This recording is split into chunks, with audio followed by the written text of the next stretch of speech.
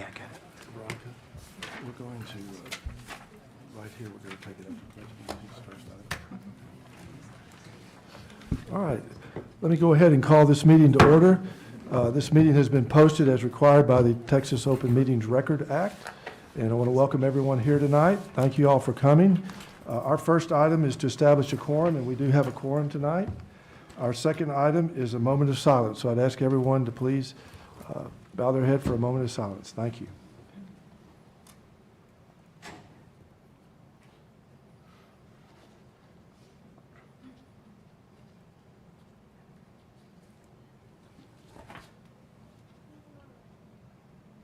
Okay, thank you very much.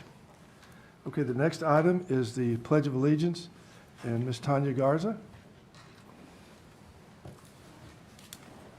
Good evening, Mr. President, board members, Interim Superintendent Dr. Cortan, senior team, and audience. Tonight's Pledge of Allegiance will be led by Chloe Davila, a sixth grade student from Moises Vela Middle School.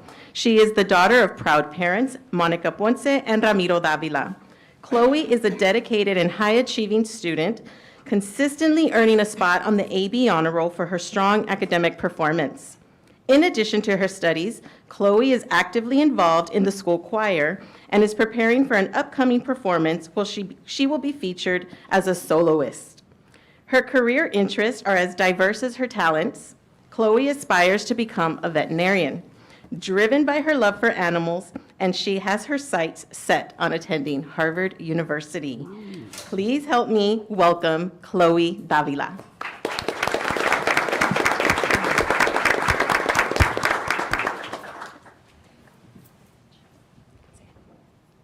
I pledge of allegiance to the flag of the United States of America and to the republic for which it stands, one nation, under God, indivisible, with liberty and justice for all.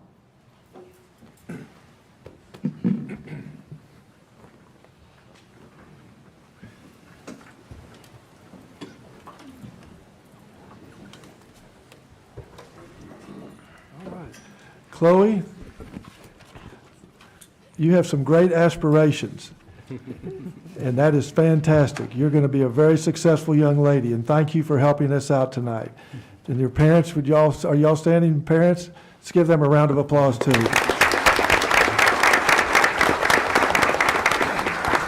You have quite a number of accomplishments already in your short career and many more you have coming. So thank you again for doing this for us tonight. We appreciate it.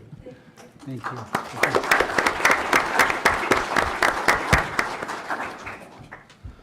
All right, the next item on the agenda is, I'm going to ask that we move an item out of order tonight.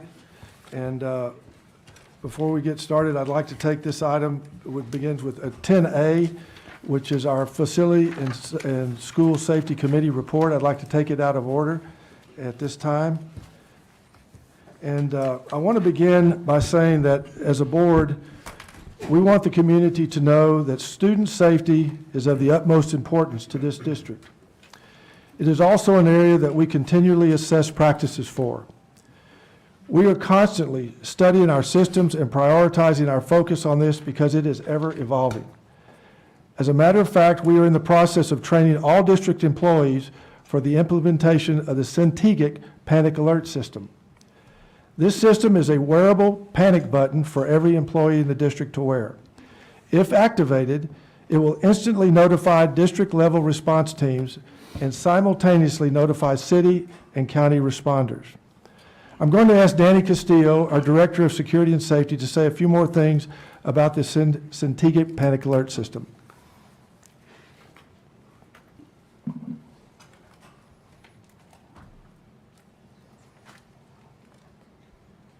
Good evening, Mr. President, board members, Interim Superintendent Dr. Cortan, senior team, and members of the audience.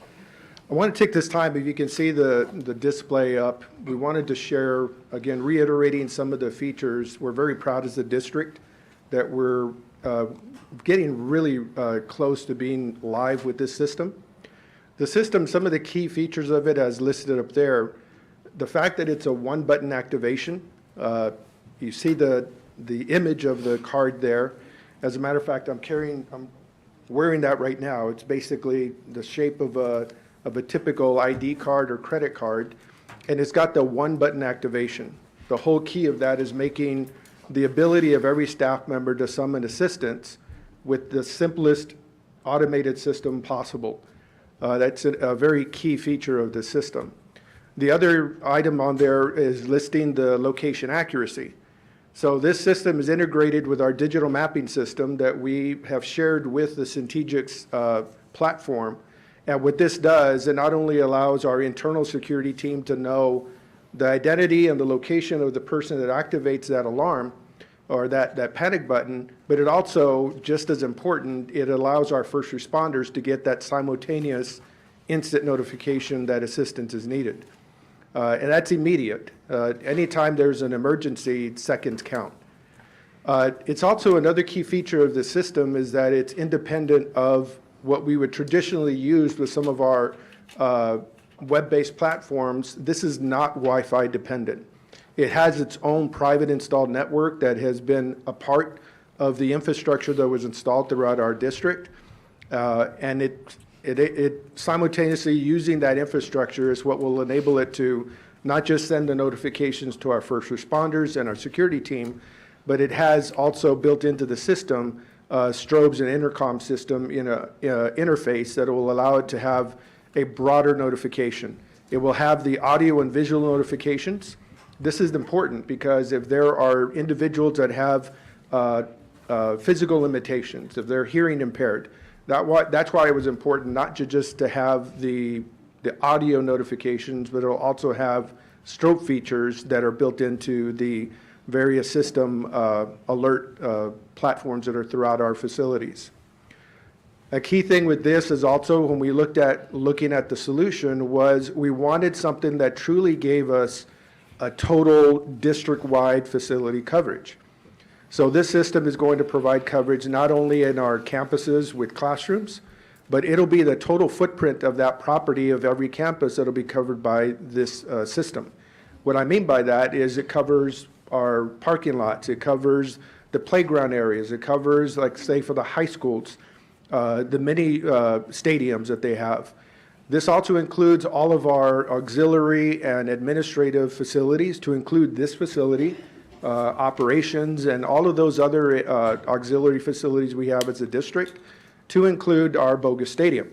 So we have an event there and we have staff there. Everybody that is a staff member has a card issued to them that's programmed and identifies them as an individual. And if they're working at any of our properties and they activate the alert, as I stated earlier, it's instant notification and it's programmed to that individual. So it lets not only first responders, but as well as our admin and response teams to know who needs help and where they are specifically on any one of our facility properties. So the admin training for all of our administrators, that occurred this past week. This week, we are completing all of the staff level training for all of our campus facilities as well as our support facilities. And we envision going live with the system by the last week of this month of October. Mr. President, just a quick question. Do you anticipate when you go live, is this going to be like pilot stage, or is it going to be just fully implemented, onboarded everywhere? Can you kind of run through the sort of the, I guess, responsible rollout, I guess, if that's a fair question? All right, one of the key things, because the system is very simple. It's intended to be a simple solution. When somebody is under duress or stress, we wanted to find a platform that was a one-button activation. They don't have to dial 911. They don't have to do anything other than know that they just have to push that button. So from a training perspective, that's really the simplest rollout portion. The rest of it, all of the heavy lifting has been done by us coordinating with the vendor and the installation of the infrastructure. And then also key to that is our integration with both the Harlingen 911 Center as well as Cameron County 911. So they will receive those instant notifications at the same time that our whole security team and local responders will receive those alerts. Okay, and can you say one more time who all will have one of these Centegix cards? Everybody that is on our payroll, Got it. to include substitute teachers, but everybody from our custodians to food nutrition staff, our operations teams, our maintenance teams, every guardian, everybody that is on the district payroll that is considered a staff member. We will also look at there's some individuals that are, an example of that is like our school resource officers. They're Harlingen police officers, but they're permanently assigned to some of our campuses. So some of those individuals will be treated as an employee and they will be issued a card as well. Got it. And so I guess coming out, the training will sort of, obviously, we don't want a lot of folks utilizing it for the wrong things and stuff. I'm assuming that's part of that rollout. Is that correct? Yes, sir. I mean, the responsible use of that technology is part of the rollout training. Thank you. Any other comments from Dr. Muniz? Mr. Castillo, a great presentation. Just curious, what's the battery life on this device, and is it easy to interchange that? It is built into the system administrative tools. It does have a quick, if one of the batteries goes low, the system will let us know specifically which devices are running low. Typically, they'll run between 3 to 5 years of the battery life. So it's a very robust and long-lasting battery life. But in the event that there's some environmental issues or something happens to one of the devices that it becomes inoperable, we get notification instantly so that we can ensure that it gets either replaced or if it's a battery, it needs to be replaced, then we can also take care of that. Thank you. Any other comments? Thank you, Mr. Castillo. Thank you to your staff for initiating this program. I mean, this is really advanced technology and provides additional security and safety to our students and our staff. Thank you so much. We appreciate it. You know, I want to continue on with our report from this committee. During our school safety committee meeting this month, Mr. Castillo shared the membership and structure for our committee. Our safety committee is comprised of parents within the community, faculty members, district administrators, and law enforcement partners from Harlingen to the greater Cameron County area. Included in this conversation, he shared that we have subcommittees to study particular topics related to safety. I'm going to share 2 of those topics that will be studied by these subcommittees. One of the subcommittees will explore the communications and responsiveness to our school community and local authorities during events, such as the event that occurred on September 30th at Vernon Middle School. This committee will study how to best communicate with our internal and external school community during an active investigation. As a result of the events that occurred on September 30th, we were reminded that communication with internal and external personnel working on the case must be aligned, and there's a need to have a system for sharing the most current facts. In doing so, we will keep our parents, our staff, and our students informed while avoiding miscommunications between all parties working on the case. This is critical because when we are in the middle of an active investigation, the facts evolve quickly. And as the investigation evolves, we get additional information and additional facts. Working with our local authorities and having systems for clear communications will enable us to balance the need for immediate information and recognize the fact that it is an ongoing investigation. Collectively, this will enable us to keep parents, students, and staff better informed. Another one of our subcommittees will explore proven practices to enhance our current safety structures. We have taken time to review our current safety practices and protocols. Consequently, we are expanding the practice of using metal detector wands at our campuses as we speak. Furthermore, our subcommittee will support us in conducting a feasibility study on implementing regular metal detectors. The use of these wands will be aligned with our current proactive measures and will be another measure of prevention. This is just one additional way we are protecting our students and our staff. Accelerating the use of wands provides a more immediate enhancement of our current safety practices. Finally, on Saturday, November the 2nd, HCISD will host a district-wide conference at our Harlingen High School Health Professions. At that conference, we will have multiple breakout sessions, and some of these sessions will be devoted to safety in our schools. I encourage everyone to please attend that conference. I want to close by stressing the importance of See Something, Say Something campaign. Together with the parents, continuing this conversation with their parents, with their children, on the importance of See Something, Say Something campaign, and the district continually enhancing our systems, we will provide a conducive, secure, safe learning environment for all of our children. Thank you. That's the end of our Safety Committee report. Thank you very much. The next item on our agenda is the awards and recognition. Recognition of students who earned a National Recognition Award by College Board. Dalia Garcia and Kevin Garcia.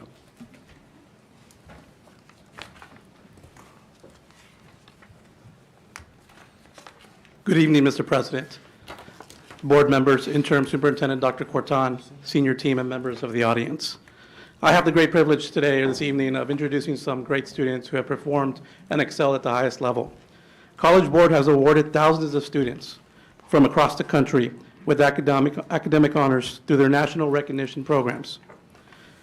The program celebrates underrepresented students who excel academically on College Board assessments, including PSAT and MSQT, PSAT 10, and AP exams. Students can include this academic honor on their college applications, and many colleges intentionally recruit awardees through College Board Student Search Service. In order for a student to be eligible to receive this award, they would first and foremost have to have a GPA of 3.3 or higher. They would have to take the PSAT and MSQT assessment and score within the top 10% of assessment takers in each state for each award program, or earned a score of 3 or higher on 2 or more AP exams. And then finally, they must attend a school in a rural area or small town, or be a first-generation college student, or identify as African American/Black, Hispanic American/Latino, or Indigenous/Native. The following students earned a National Recognition Award. We will start with Harlingen Collegiate High School.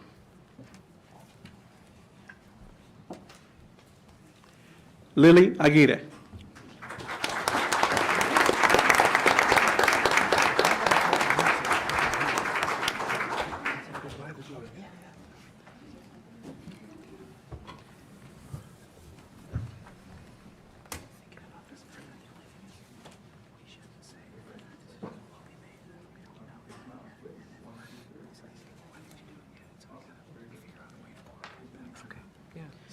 Isabel De Leon.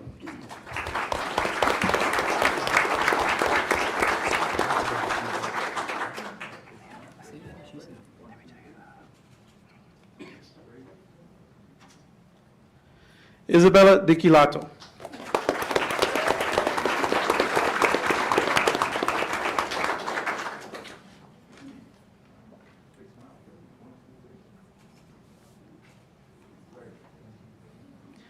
Owen Dorman.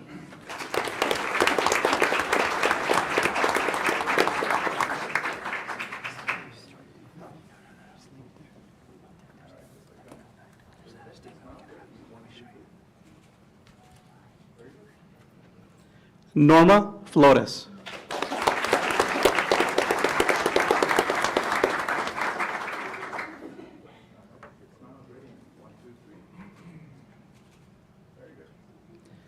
Natalie Flores.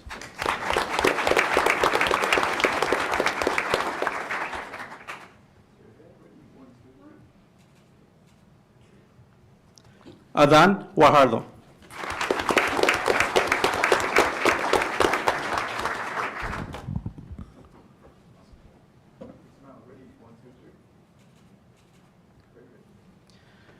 Talia Luhers.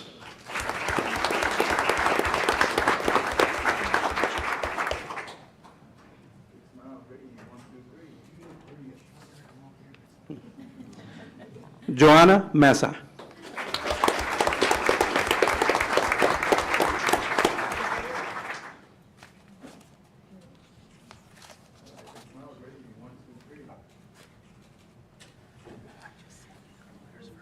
Isabella Perez.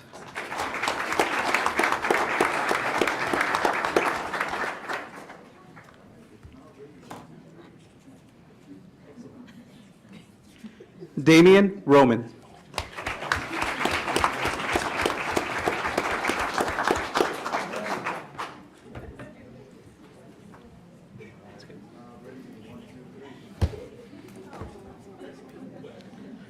Carlos Torres.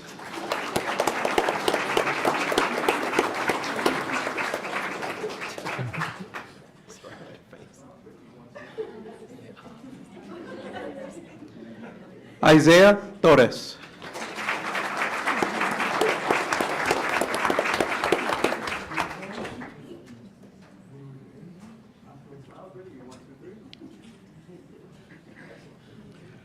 Our next group of students represent Harlingen High School. Do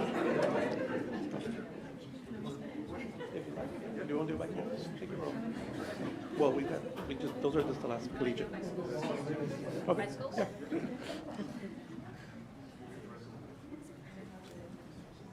Okay. No, we've got more. So at this moment, we will take pictures with our collegiate students. Thank you very much. We invite the rest of the board to come up. And administration, if you are in the audience for Harlingen Collegiate, please join us with your students.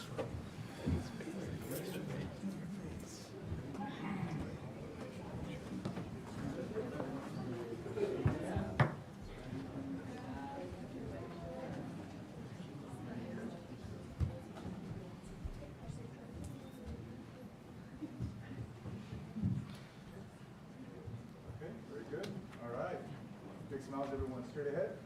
Ready? 1, 2, 3. One more. 1, 2, 3. All right, hold it there for parents.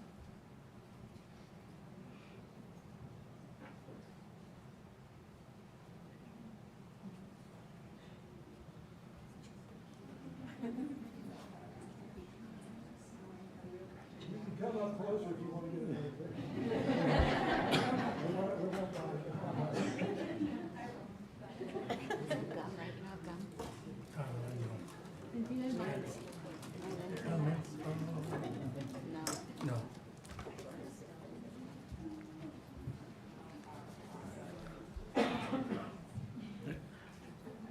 Thank you, Harlingen Collegiate High School students.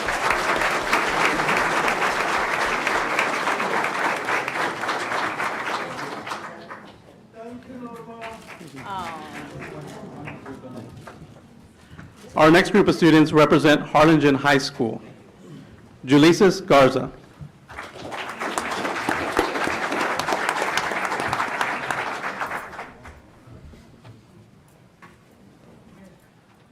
right, straight ahead. Big smiles. Ready? 1, 2, 3. Excellent. Zachary Lamar.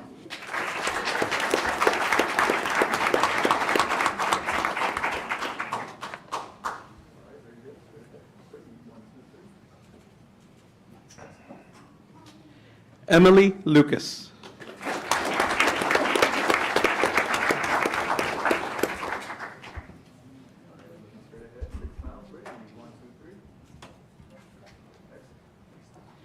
Adam Mata.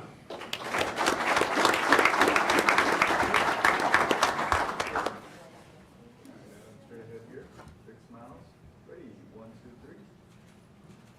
Excellent. These students represent Harlingen High School. At this point, we'd like to invite the rest of the board up for pictures, and our administrators as well from the campus.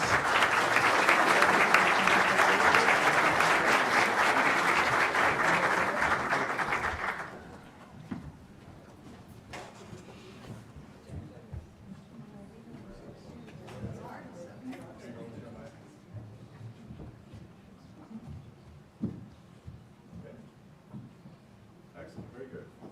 Straight ahead, big smile, ready? 1, 2, 3. One more, 1, 2, 3. All right, hold it there.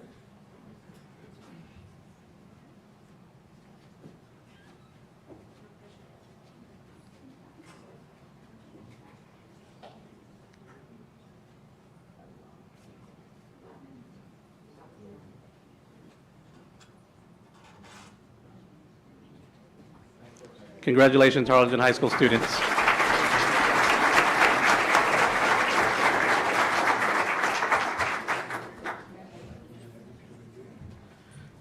The next campus we'll be celebrating the students come from Harlingen High School South. We'll start with Nathaniel Castillo.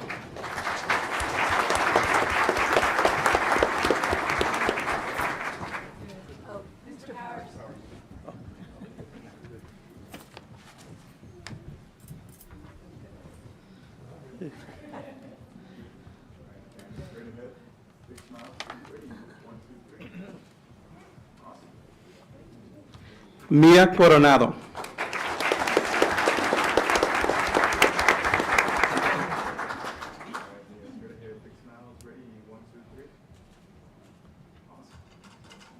Tyler De La Garza.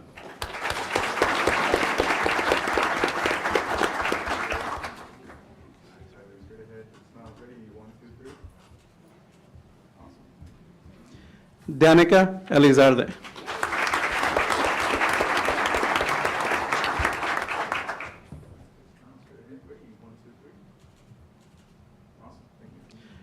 Annette Garcia.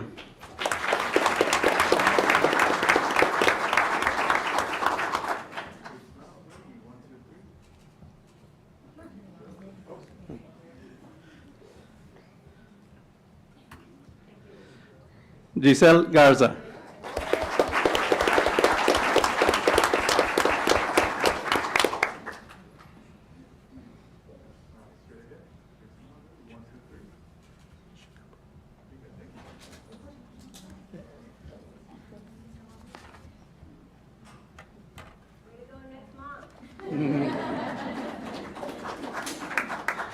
Marley Garza.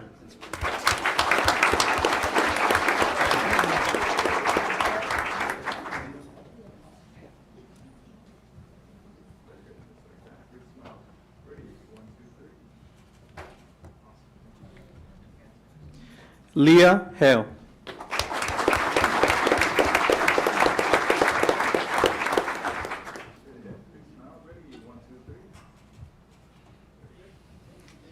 Ian Juarez.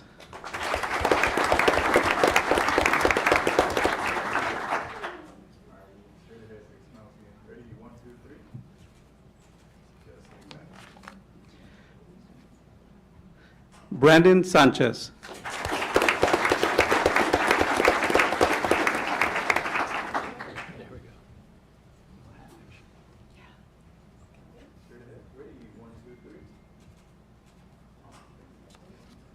Mark Soto.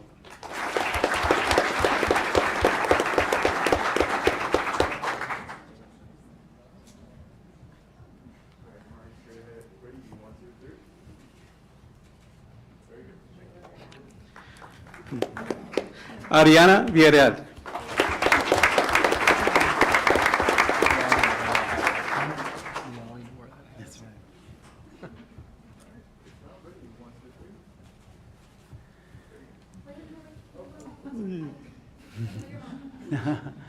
Kind of important. Pedro Zamora.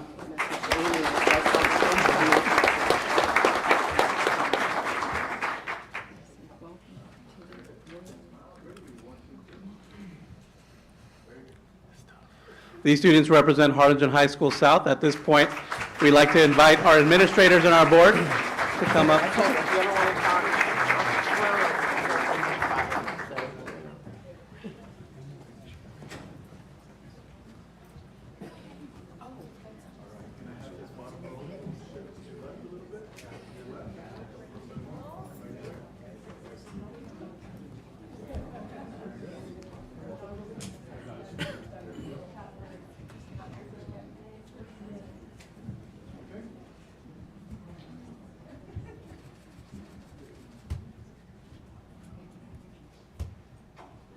Excellent, very good. All right, see everyone, very good. Big smiles, everyone. Ready? 1, 2, 3. One more, 1, 2, 3.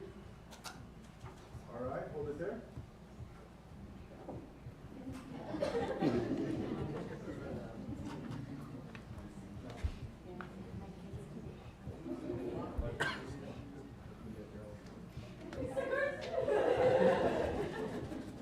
Marty's yours is upside down.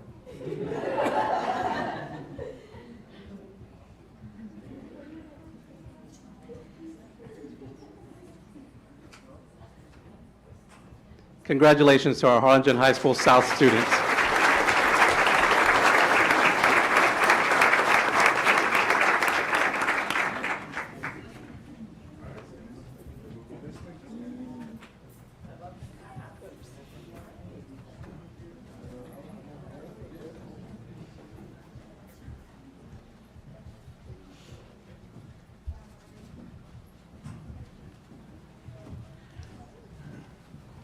Our next group of students represent Harlingen School of Health Professions. Esmeralda Abrego.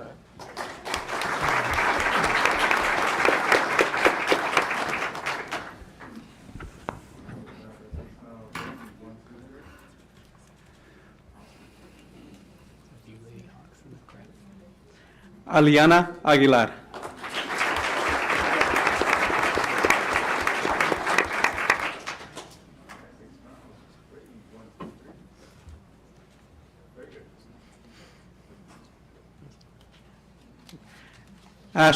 Ashton Canales.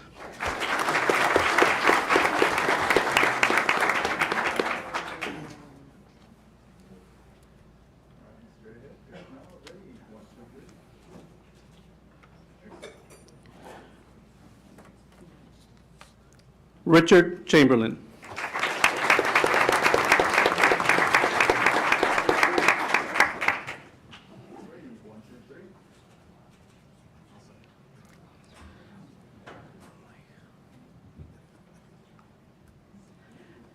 Natalie De Leon.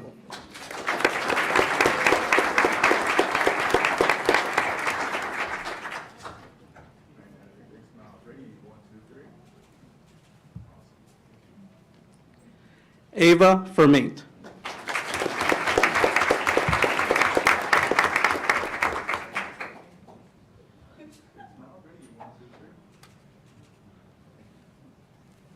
Viviana Garza.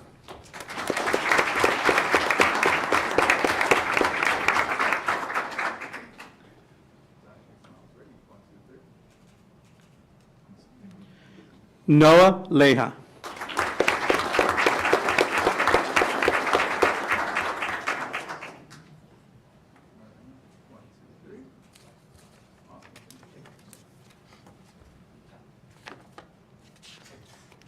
Michael Mendez.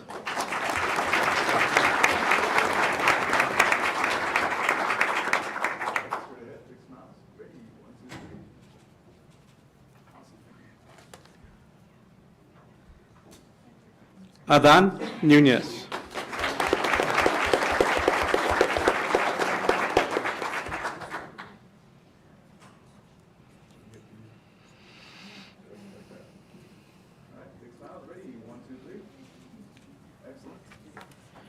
Sofia Reyes.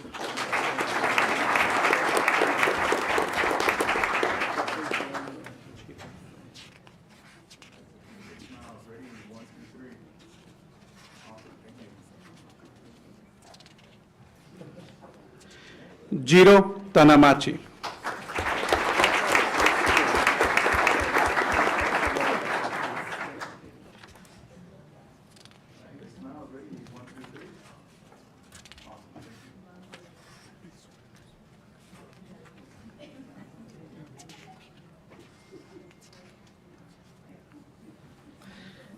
We'd like to invite up our board and our administrators from Harlingen School of Health Professions.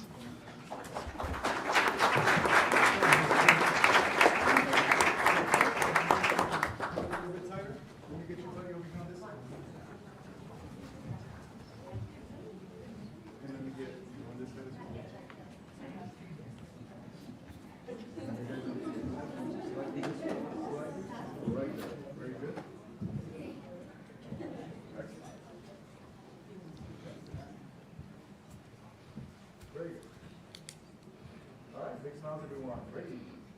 1, 2, 3.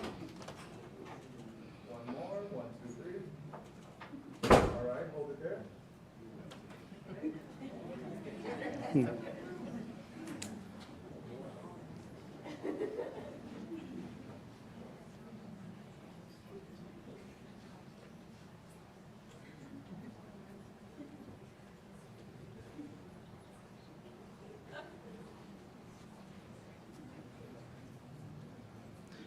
Congratulations, Harlingen School of Health Professions students.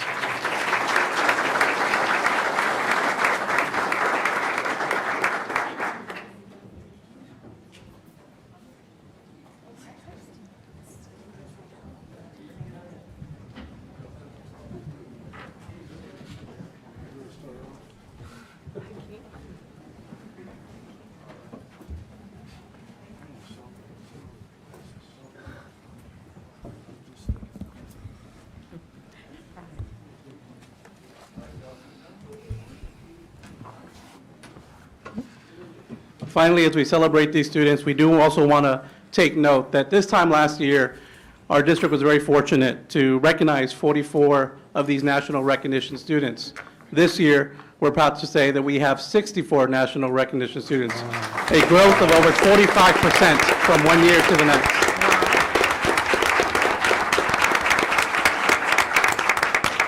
We'd like to thank, first and foremost, the students for the hard work they've put in the classroom, the hours studying, and the AP test, SAT, PSAT, all the exams that they've taken to get here. But we'd also like to thank our teachers who work tirelessly, honing their craft, preparing our students, making sure that they have all the support they need so they can showcase the talents that they have and that they've demonstrated through these various assessments. So we thank the teachers, the campuses, and of course the families for the support that you show at home, for the long hours you probably stay up with them, encouraging them, motivating them, ensuring that they're here every day to receive that knowledge. And clearly, they've proved that they've excelled. So we're very thankful for the work that the students have done, and we look forward to what the future holds for them. Thank you.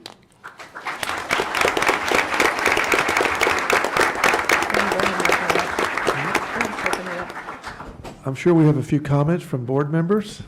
Yes, Mr. President, if I might start, I'd be Yes, glad to ma'am. just add my congratulations. Thank you, Mr. Garcia, for your leadership, and Ms. Dalia Garcia as well for your leadership.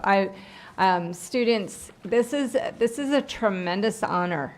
The standards, as he was reading the standards, they're incredibly high, and then to have this large group, I can't even fit you in a, we have to divide you up to even take the pictures. We're so incredibly proud of what you've accomplished, and we know that that not only, like as I look at many of you, I know that you not only excel in this academic realm, all the steps to get to this academic recognition, but you also excel in other areas of athletics or fine arts or many other things that you're involved in. You are very impressive. You will continue to be impressive. Please highlight this on applications, on college applications, so that they know what we know, that you are superstars, and we are incredibly proud. I also, too, want to thank our administrators and the teachers who just pour into you, both through systems and through support and knowledge gain. Thank you all for, this is the fruits of your labor. And students, we know you have worked incredibly hard for this. So thank you all very much. Congratulations.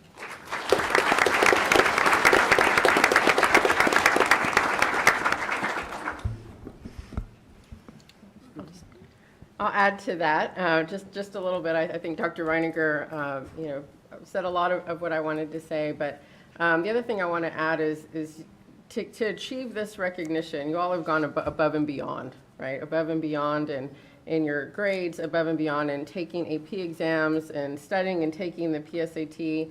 And so for that, you deserve this award. And I'm super excited for you to have this recognition. As you all know, when you start applying for colleges, those College Board recognitions, they matter a lot. So this is the first step in that, and I'm hopeful that we'll get to see you here for additional recognitions as you take additional AP exams, right? There's other College Board recognitions that you can also achieve. So continue to try and strive for that and add to those recognitions, because they're just going to continue to benefit you.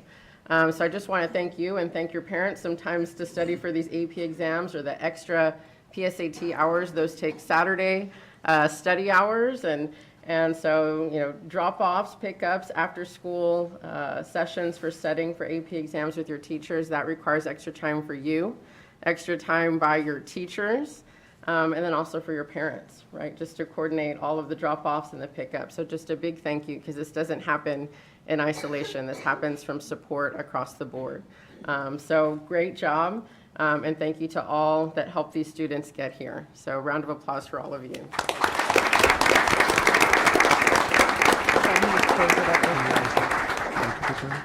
If there aren't any other board members that are going to comment, I want to jump in.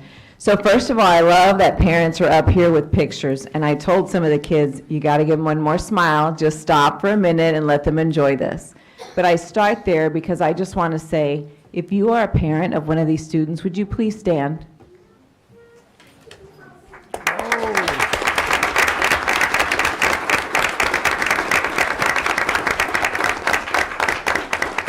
I'm going to say thank you for many things, but I'll say thank you for starting with when they were little, because this doesn't happen in a year or two. This happens because they have a history of great work ethic, and I would say a lot of that starts with you all as parents. So just a huge thank you. I echo what Dr. Reininger says. It's neat to have like one group, and then it just gets bigger and bigger and bigger. And so it's pretty impressive from this side to see all of our students there. Just a huge congratulations. And then I'll say this. We do have some teachers in the audience tonight that helped our students get here. If you are a teacher of any of our AP courses or any of our college prep courses, please stand. I know there's a couple of you. No? I thought I saw a couple of you sneak in.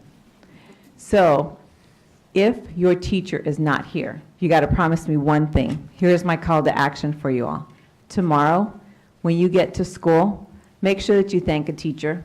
Thank them for their impact on your journey, because as Dr. Monreal said, it takes a village to get you all here. And I just want to remind you all to always show gratitude, especially to teachers, all right? Congratulations to you all and your parents. Thank you.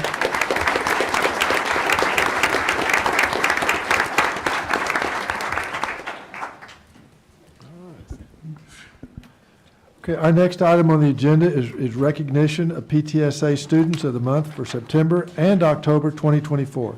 Sylvia Gamboa. Good evening, Mr. President, board members, Interim Superintendent Dr. Cortan, senior team, and audience. This evening, we are recognizing our September and October PTSA Students of the Month. Our students represent the PTSAs of Harlingen High School, Harlingen High School South, Harlingen Collegiate High School, and Harlingen School of Health Professions. We hope you enjoy.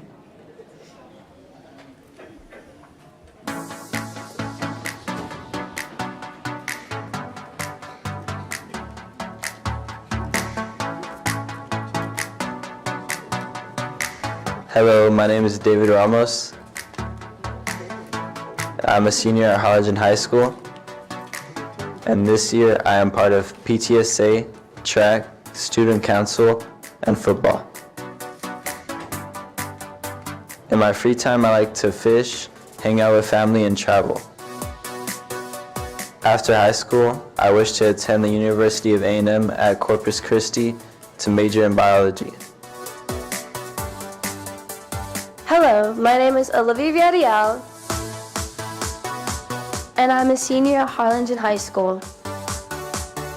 This year, I am varsity cheer captain, I am on the varsity tennis team, I am student council president, president of PTSA, member of NHS, Rotary, I'm a part of the Harlingen Cotillion Club, I'm in the Harlingen High School dental program and in the top 10 of my class. In my free time, I like hanging out with my friends, volunteering, going to the beach, and being with my dogs. After graduation, I plan on attending University of Texas at Austin and majoring in public health. Hi, my name is Ariana Contreras, and I'm a senior at Harlingen High School.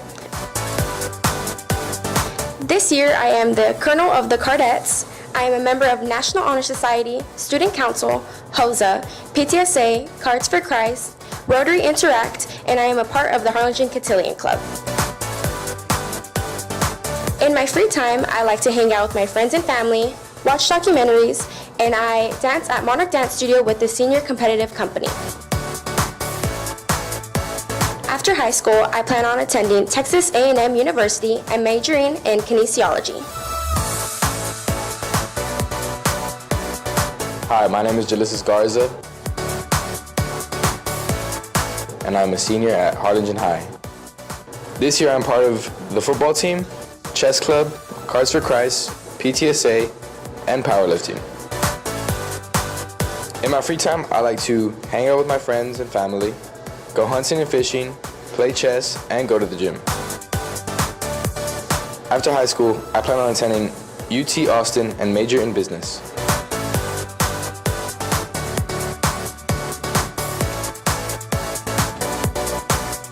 Hi, My name is Dylan Anaya. I'm a senior at Harlingen High School South. This year, I'm a member of varsity football, PTSA, National Honor Society, the Harlingen South Football Booster Club member, HSD Student Athlete Leadership Team, the varsity track team, National Technical Honor Society, Texas Boys Stateman, and Student Council member. In my free time, I like to hang around my house, spend some time with my friends and family. After high school, I plan to attend college and major in criminal justice. Hi, my name is Adana Canales, and I am a senior at Harlingen High School South. I am currently NHS President, PTSA President, Student Council Historian, ranked top 10 in my class. I play varsity soccer and track, and I am a member of NTHS, Student Athlete Leadership Team, Hawks for Christ, the Cotillion Club of Harlingen, and Student Advisory Board. In my spare time, I enjoy spending time with my family and friends and reading scripture with my youth group. After graduation, I plan to attend university and major in communications and pre-law. Hi, my name is Mariah Guado, and I'm a senior at Harlingen High School South. I am currently top 10% of my class, band president, NHS secretary, Hawks for Christ secretary, and part of the Lady Hawks Soccer, Hope Squad, Harlingen Cotillion, and in the past I have been involved in HOSA and Chick-fil-A Leadership Academy. In my free time, I love spending time with friends and family, baking, running, painting, and playing music. Out of school, I love attending church and singing at my church. Although I haven't decided which college I would like to attend, I'm certain that I want to major in communication sciences and disorders as well as minor in physiology. Hi, my name is Andrea Posada, and I'm a senior at Harlingen High School South. I am currently a member of PTSA, varsity soccer, the Student Athlete Leadership Team, Harlingen Cotillion, the National Honor Society, the National Technical Honor Society, and I am top 5% of my senior class. In my free time, I like to spend time with my friends and family and go to church. After high school, I plan to attend university and go into a career in the medical field.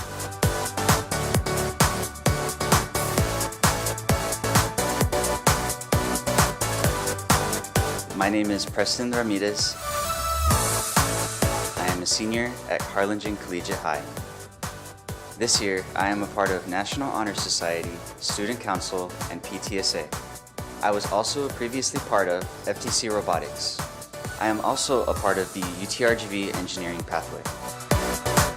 In my free time, I like to go out hunting with my dad as well as hang out with my family and friends. After high school graduation, I plan on going to UTRGV where I will pursue a bachelor's degree in mechanical engineering. Hi, my name is Asia Torres, and I'm a senior at Harlingen Collegiate High. This year, I am the PTSA president, the chief editor of the yearbook, the public relations officer of the student class. I'm a member of Student Council, the Art Club. I'm also a member of the BIAR Fellowship, and I'm a member of the College Board Future Ambassadors. In my free time, I like to hang out with my family and friends, write, read, and study. After I graduate, I will be attending UTRGV and will be majoring in business analytics. Hello, my name is Liana Reyes, and I am a senior at Harlingen Collegiate High School. This year, I'm part of Student Council, Yearbook Club, PTSA, and National Honor Society. In my free time, I enjoy spending time with my friends, going out, and spending time with my family. After high school, I plan on pursuing my education at the University of Texas Rio Grande Valley. I plan to receive my master's in social work and bring more awareness to mental health here in the Rio Grande Valley. My name is Annalise Rodriguez, I'm a senior at Harlingen Collegiate High School. This year I'm part of cross country and varsity soccer at South. I'm also a part of student council and NHS, and I'm part of PTSA. In my free time, I like hanging out with friends, working out, and refereeing in Combs and Harlingen. After high school, I plan to attend Texas A&M College Station and major in education.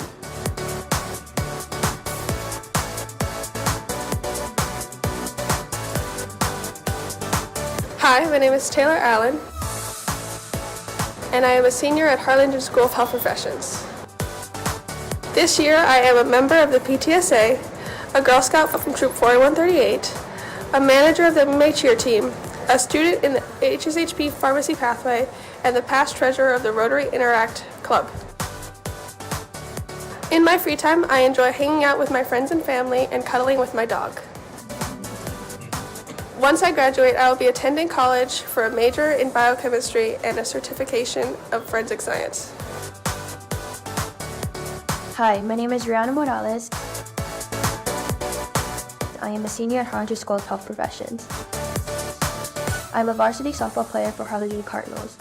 I'm a PTSA member, a member of Student Council, a member of National Technical Honor Society, and I'm a student in the Medical Assistant Program. In my free time, I play softball and spend time with my friends and family. I plan to advance my career and go into nursing. My end goal is to become a travel nurse. Hello, my name is Min Hosa, and I am a senior currently attending the Harlingen School of Health Professions. This year, I am nominated as captain for the Harlingen High School South's water polo and swim team, and I am also a member of the HCISD SEAL Team, PTSA, HOSA, and the National Technical Honor Society, as well as NHS. In my free time, I volunteer at the Harlingen Public Library, where I attend the Teen Advisory Board every week or bi-weekly. After I graduate, I plan on attending Texas State and majoring in zoology. Hi, my name is Daniela Sanchez, and I'm a senior at Harlingen School of Health Professions. This year, I am a member of PTSA. I'm the varsity team captain for Harlingen South's girls golf team. I am class president. I'm a member and historian of Health Occupational Students of America. I'm a member of National Honor Society, National Technical Honor Society, a member of Student Council, Spanish Club, and the Cotillion Club of Harlingen. In my free time, I have a part-time job at Lux Boutique. I enjoy reading, traveling, and spending time with my family. I plan to attend the University of Texas at Austin, where I will major in biology.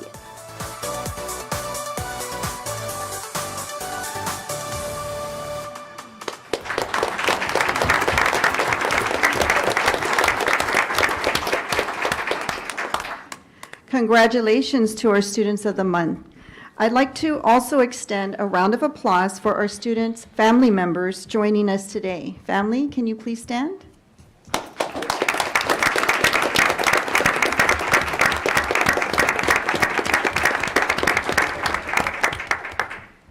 We want to thank Harlingen City Council PTA for celebrating our Students of the Month. On behalf of the organization, I'd like to invite Ms. B. Cruz, Mr. Powers, and Dr. Cortan to come forward for photos with our students.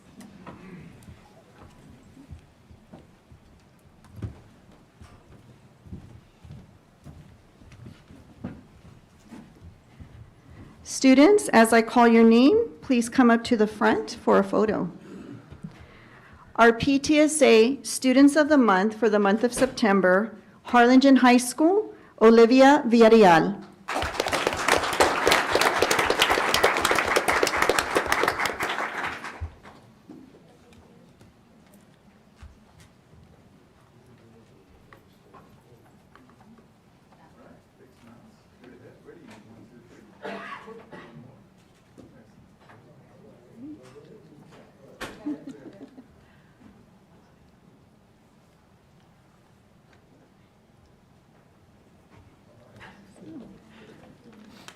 From Harlingen High School, David Ramos.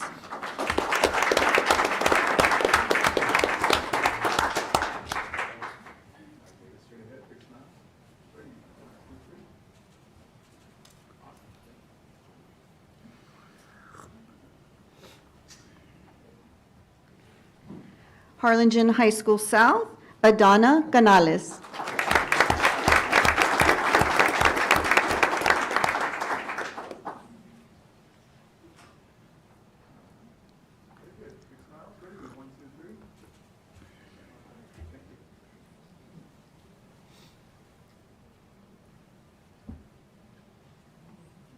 Also, Harlingen High School South, Dylan Anaya.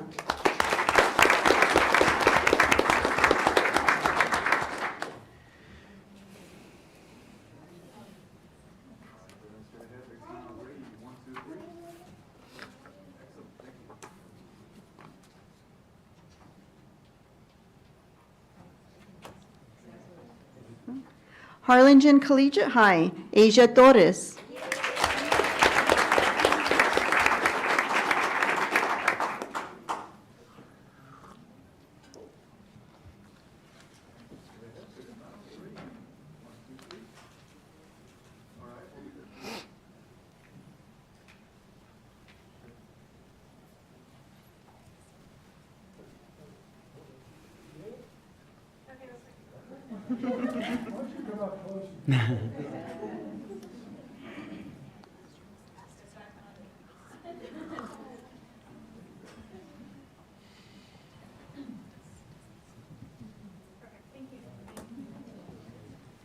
From Harlingen School of Health Professions, Taylor Allen.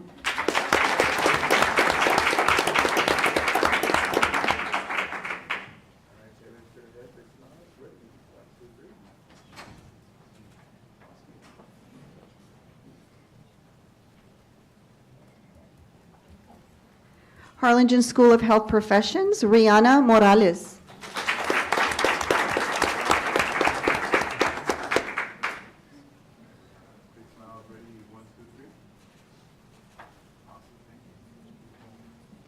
Our PTSA Students of the Month for October, from Harlingen High School, we have Julices Garza.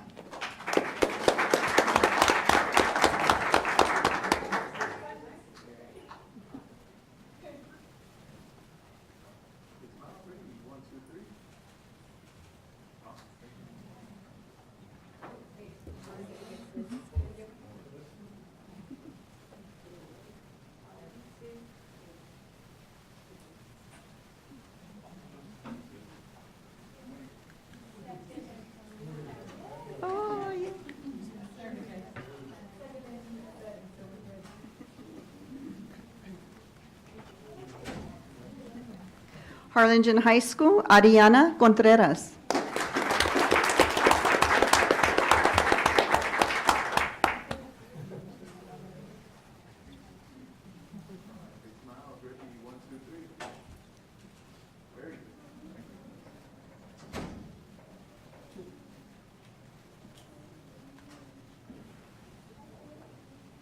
Harlingen High School South, Andrea Posada.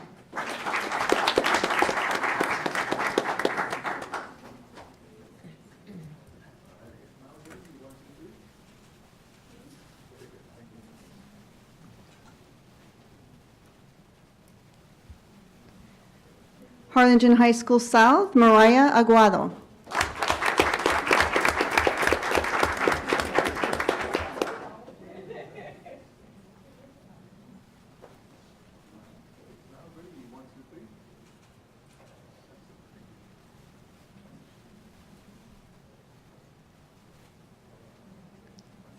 Harlingen Collegiate High, Annalisa Rodriguez.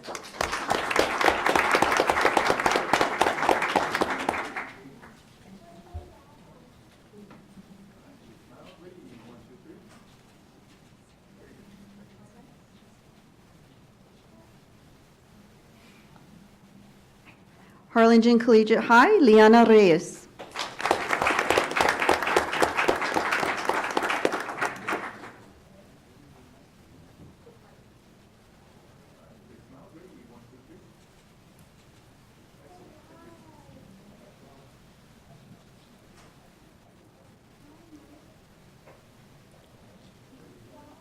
and Harlingen School of Health Professions, Daniela Sanchez.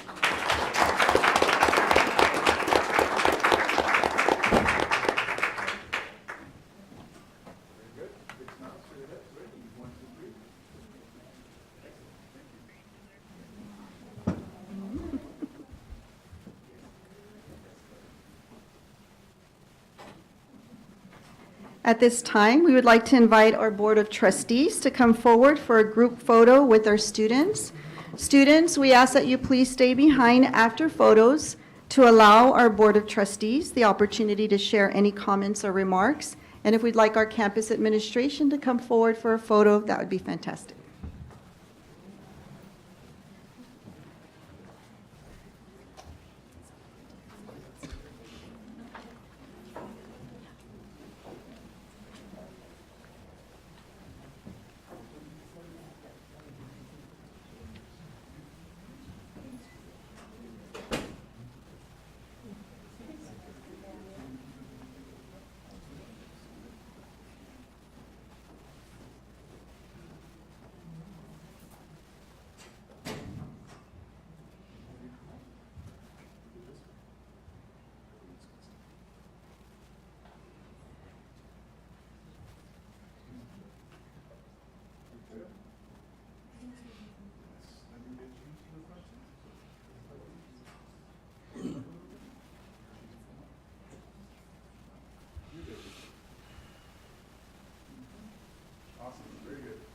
All right, straight ahead, big smile. We're going to get a couple pictures here. Ready?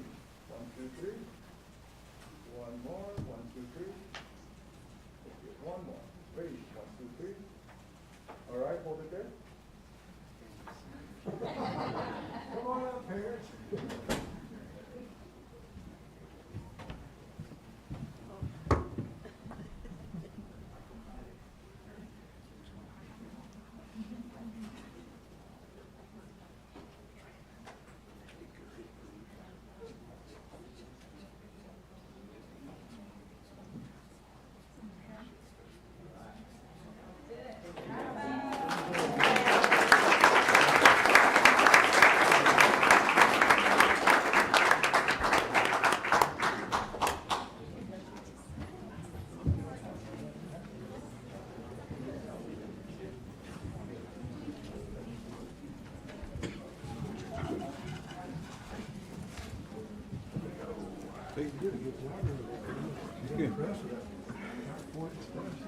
Which one?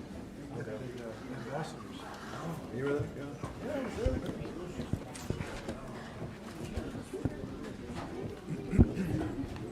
They stepped out. Nope, they're all leaving. That's okay. Yeah. They're there. They got to go study. I'll go.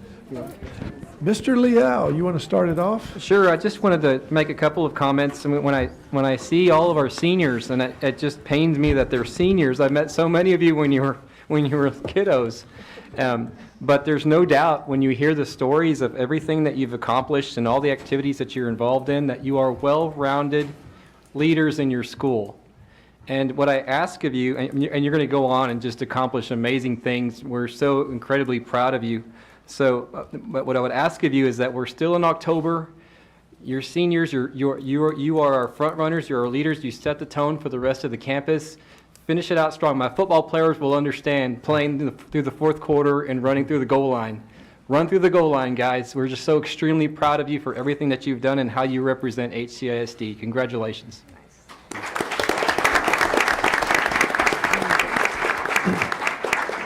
Ms. Monreal?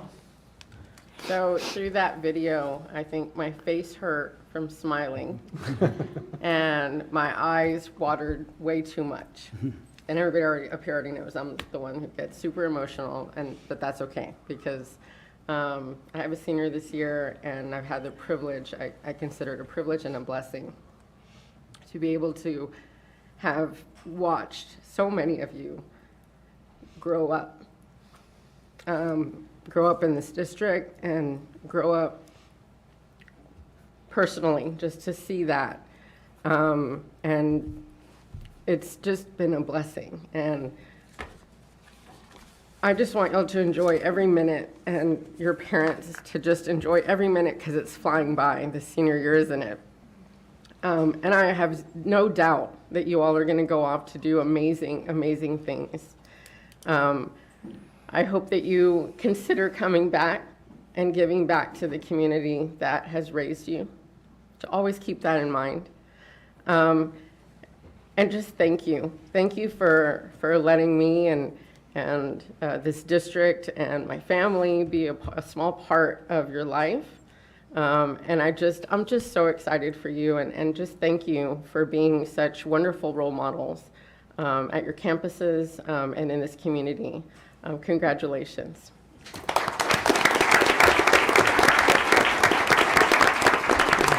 Dr. Pettis? Mr. President, just if I can add, obviously I agree with everything that's already been said. What an incredible group of young students and future leaders that we have in front of us. I can't wait to see what you accomplish.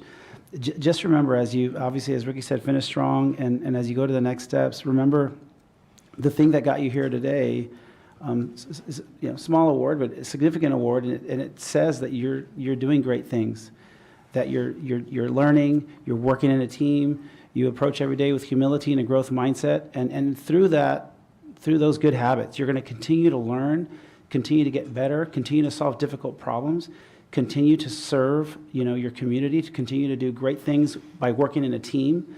You guys work in several different teams, I know, not only academically, but in multiple different extracurriculars that you participate in. These kinds of things are going to lead to future success. Keep focusing on that. Keep focusing on doing great things, service of others.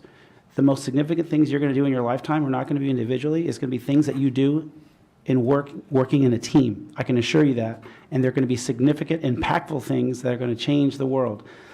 The other thing I will tell you is just let the awards and the recognitions, just let them come. They'll come by themselves. Don't seek them out. Just keep doing what you're doing. You all are phenomenal students, phenomenal human beings. You reflect great credit on your parents. You reflect great credit on this community, on this school district. We can't wait to see what you accomplish. And definitely come back and serve. There are so many opportunities here in the Rio Grande Valley. We're transforming right before your eyes. I know everybody's going to go to suburbia to go to big universities and things like that. Some of you all may not and may stay here.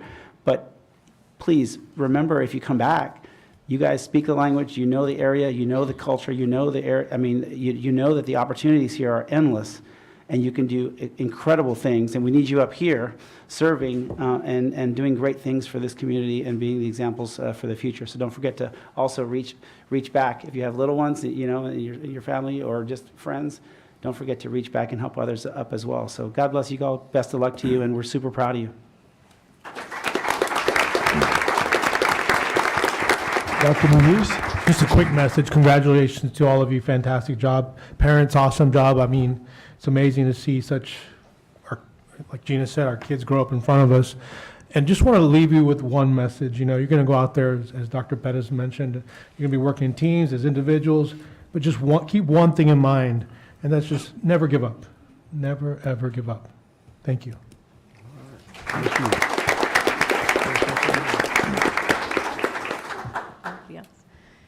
So yes to everything that everybody said, from tea parties and birthday parties all the way to now, cotillion and everything in between, football games, all kinds of things. I'm watching this entire group, and I'm thinking what a rewarding thing it is to be able to sit here and watch you all, because for years you all have been dedicated to what you love. And so congratulations to parents. I know the senior year, a few tears here and there. It's okay. We're not going to judge you. This is an important year for them, but also I would say an important year for you too as well. So as you all transition, as you get ready to jump into already the second quarter, we've got 1 week left. Yes, everybody knows that. But we've got 1 week left in our first quarter of your senior year. So as you get ready to head into the second, third, and fourth quarters, here's what I'll say. You always have a place in HCISD, first of all. Secondly, stay true to yourself and never forget that you are enough. As you all are going on to do everything that you are aspiring to do, just remember that, because at times life gets kind of tough, right? always remember, you are enough. You always have a place to come back home to. And Annalise, I told you, yes, education, come back, we're ready. The minute that you're ready to come and seek employment here in HCISD, we'd love to sit with you. So anyway, congratulations to all of you all. Best wishes. Enjoy your senior year. And I'm going to say, as a fellow senior mom, stop, smile, let your parents take all the pictures they want. This only happens, the senior year only happens one time. So enjoy the rest of your year. Congratulations.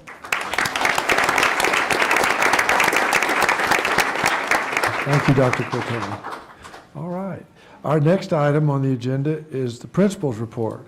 And we have tonight one of our very special principals, a veteran for many years, Mr. Juan Manuel Garcia.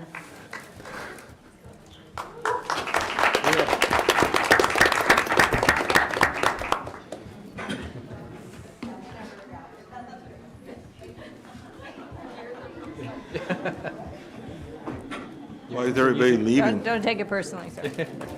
Happens all the time.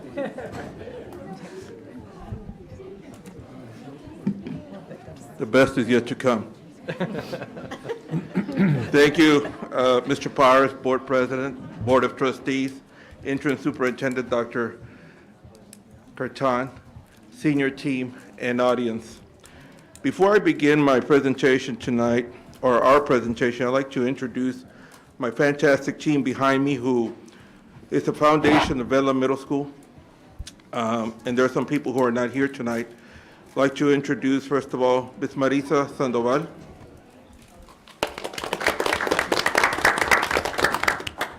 My instructional coach, Yvette Ramirez. My two assistant principals, who I couldn't do the hard work and the heavy lifting without their help, Mrs. B.J. Cooley and Mrs. Vanessa Acosta.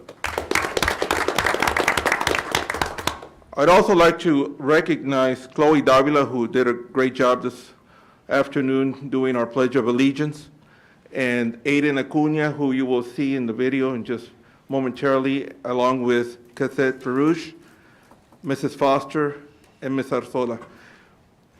Let me begin tonight's presentation. Our theme is going to be our family, our history, and we're going to take a quote from Henry Ford. Coming together is the beginning, keeping together is progress, working together is success. I want to let you know that this couldn't be possible with the work that has been done approximately 20 years ago by Dr. Alicia Noyola, who opened up the school, along with Dr. Cartan, if my memory serves correctly. I also like to recognize the late Tony Gonzalez, who brought the University of Vela concept to our middle schools. And I also like to shout out to Gracie Gutierrez, who in the midst of COVID, she transitioned Vela through a difficult time when Tony was resigning or retiring, excuse me, and she carried the torch along with the group that's behind me. We are a family at Vela. We are very proud of that. 20 years in the making, we've had some of the best educators. We have a great marketing tool at Vela, and it's called Kids. We have the best kids. I like what Ms. Arzola always says, we have the Hamptons of the student bodies. It really is true, because they're the most competitive students, and I've had the pleasure of working at 4 out of the 5 middle schools that I have ever encountered. I have coined Vela as a school of champions. We're not a school of choice. We don't have the titles, but we certainly do have all the trophies. So I'd like to recognize them. Thank you. You can applaud for that, because that's fantastic.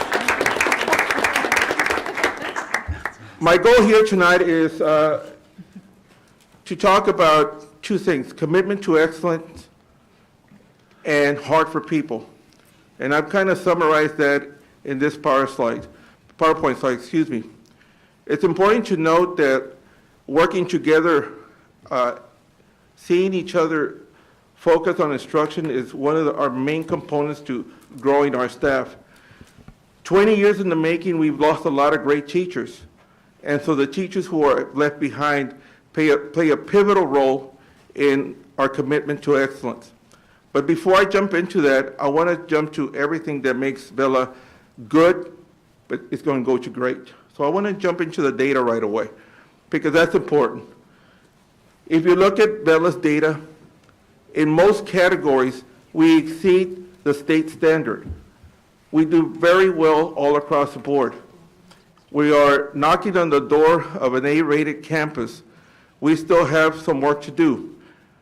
If you look at our approaches performance, I think in every category, we outperform every other school, or excuse me, the state and the district. In the area of the meets, that's a different tale. We outperform in many areas, but we still have work to do, especially when you look at the 7th grade math. Anywhere in the state of Texas, you'll notice that math has not been the greatest gains that we've had. But I do have to note that last year, we went practically the whole year without 2 math teachers. And the work was done by other people who jumped in to support our student performance, such as teachers, veteran teachers who helped out our substitute teachers, long-term teachers, and even paraprofessionals. Our masters also states in their story that we are doing very well. But one of the things I often tell my staff is we really need to work on the M&Ms, and that's our meets and masters. That's what gets any school to an A-rated campus. And this is what I have firmly believed since I've stepped at Vela and the work that we continue to do. Now, I know that Tanya Garza today, when we were practicing, said, you have an hour to your presentation. I said, Tanya, I don't think I'll need an hour. The board has an agenda. So thank you, Ms. Garza. I want to talk a little bit about the mentorship program, because this was our first-year teacher, so drama teacher that we picked out of Brownsville. And I want to thank my staff because they have a way of partnering the right teacher with a first-year teacher. This teacher is very energetic. She's going to win the one-act play again for us. She's going to bring the UIO trophy back to Vela, and we're going to swipe it off of Vela Middle School, hopefully. But here's her quote, and she's very energetic. She's very thankful to our other veteran teacher, which happens to be Elvira Sanchez. Elvira Sanchez is part of our ESL program, works very hard with those kids, and gives her experience to the younger teacher to ensure that she feels supported throughout her journey as a first-year teacher. Along with that, we have the peer-to-peer. And I really enjoyed doing this because when we went to see peer-to-peer as from one campus to another, and we were one of the first ones to pilot that, I was very happy to see where we were going with that. But one of the things that we've done is we've had teachers look at other teachers and how their roles, their routines, their procedures, how they get the job done day in and day out. In this case, it's Adrian Zavala.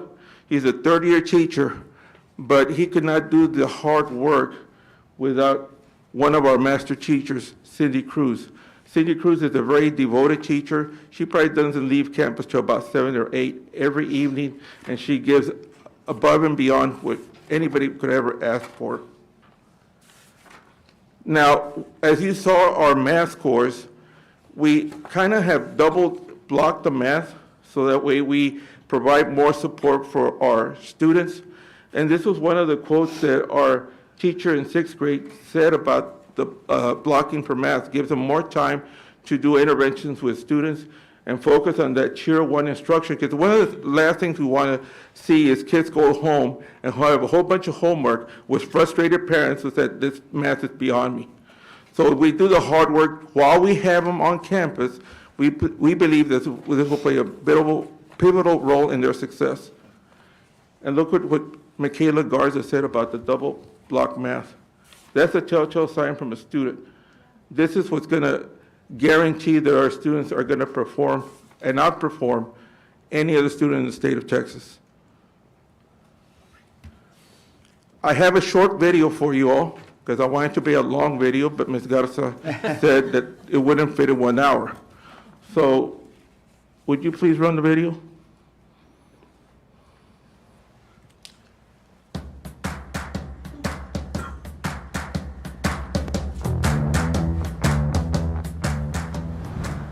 My name is Marisa Sandoval, and I am an 8th grade math teacher here at Vela Middle School. With me today, I have Miss Lynn Arsola, 6th grade reading teacher, Mr. Aiden Acuna, 8th grade student, Miss Cassette Peruch, also an 8th grade student here, and Miss Celinda Foster, our 7th grade reading teacher. So we're here today to talk about Vela's commitment to excellence. One way to describe our campus culture in 3 words would probably be so including, loving, and just the way that our school feels is so natural and just makes you want to be here every single day. The teachers just help so much with all their students. They will make arrangements to meet with them, to make sure their grades are on top of things, to achieve their best, all in all. We just feel supported, and we appreciate that as students. We offer so much for our students, from the arts to athletics to chess clubs, various clubs and organizations that the students can be a part of, Hope Squad. But one thing I think that really makes Vela special is the success of our jazz band. Our jazz band is nationally known. They've had opportunities to take their members out of state. They've been to Orlando, where they got to perform at Disney World. They've been to Chicago. They really just are a phenomenal group of very talented students. One thing about Vela is that we have had the opportunity to provide each one of our students with an electronic device. So we are a one-to-one campus. And in doing so, us as teachers, we're able to really get creative in the activities and lessons that we create and provide for our students. One of the events that I really enjoy as a staff member with all of our students is our staff versus student competitions. We always have our basketball, our volleyball, and our tennis competitions. And the energy in the gym is just electrifying. There's no denying it. Everybody is having fun. We're all cheering each other on. And I think that embodies our culture as well, because we're always there to support each other and have fun. And it really gives everyone a way to blow off some steam, friendly competition. Everybody gets involved. And it's just really a neat experience for all of us, I think. The Code Black tradition, where we use our Code Black, we have our shirts, and it's just a code that we live by and that we honor, and all our students are aware of that. We use it daily, and so we really full force brought it back this year. We end our pep rallies with it. We end our games with it, our Code Black tradition. Yeah. So speaking of our Code Black chant and our motto here at Vela, I think it's important that we make sure that everyone knows the meaning behind it and what everything stands for, because there is a very special meaning behind each piece of Code Black. Believe that every student will succeed. And the L stands for loyalty to the brand. The A stands for attitude is everything. And the C, our commitment to excellence. K, knowledge is the key to success. Yay,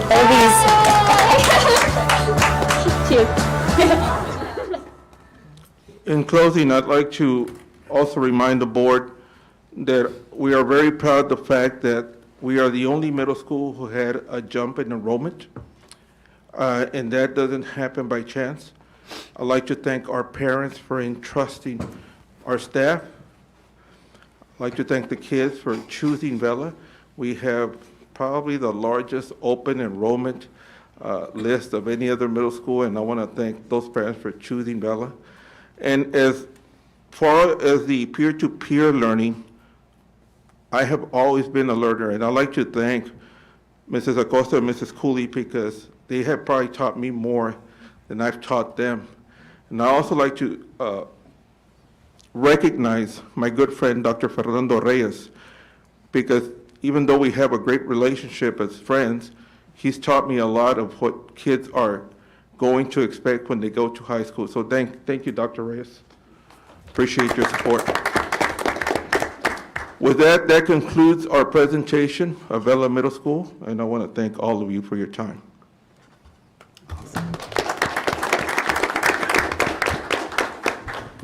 Okay, who wants to begin the roast? Sure. I have a lot to say, Mr. All President. right, you go first.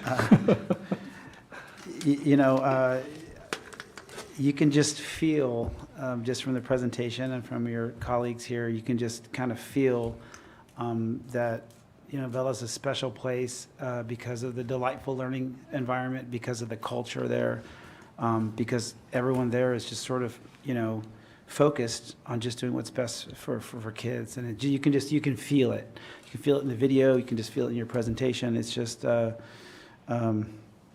corazón, but it's also from up here with the great strategy for success. You know, I love this collaborative learning, you know, space that you have and the platform that you have, and just the, you know, everyone learning best practices and sharing, mentoring, the peer-to-peer. I mean, all that stuff.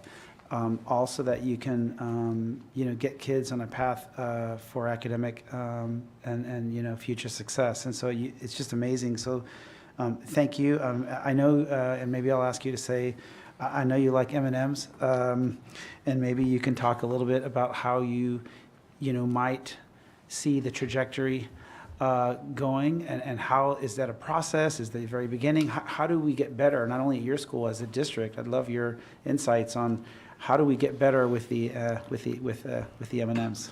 We did a little bit of work last year. You might want to share with everybody. I'm not talking about the candy, but I think you'll.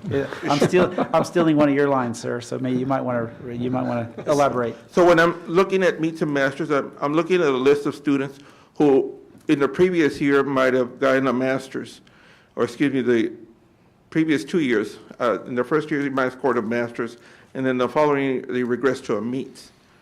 And it's going to be very challenging to keep those kids at that level of mastery. And it's a lot of psychosocial, because you really have to meet with those students one-on-one. And so I prepare a list, or I have somebody give me a list of all the students who might have regressed. And I really pay attention to those students who might have gone from the masters to Meets.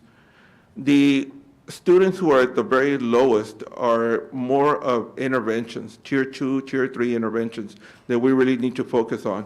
But the goal will always be to be at grade level or above, and that's what we mean by Meets and Masters. And so when you're talking about strategically addressing students, you really have to address which are the kids who regress from one year to the year, and what do we do, what kind of support can we give them to maintain at that level. So this year, we were blessed enough to get Yvette Ramirez to come to our campus. Yvette has worked with the at-risk children a lot, and so that expertise, and we've known each other since her magnificent days at Jefferson. In fact, I tried to steal her from Manuel Olivo to come to Crockett so I could beat him. But her work with those kids is going to be valuable to what we do this year. So when we talk about Meets and Masters, the M&Ms, that's what we refer to. Well, thank you. And lastly, I'll just say, obviously, it takes great leadership, and I know you'll be the first to give credit to your incredible team that's there. But you have an incredible team because they have an incredible leader that empowers them and that supports their efforts and their growth. So thank you for that, and thank you for the presentation. Thank you.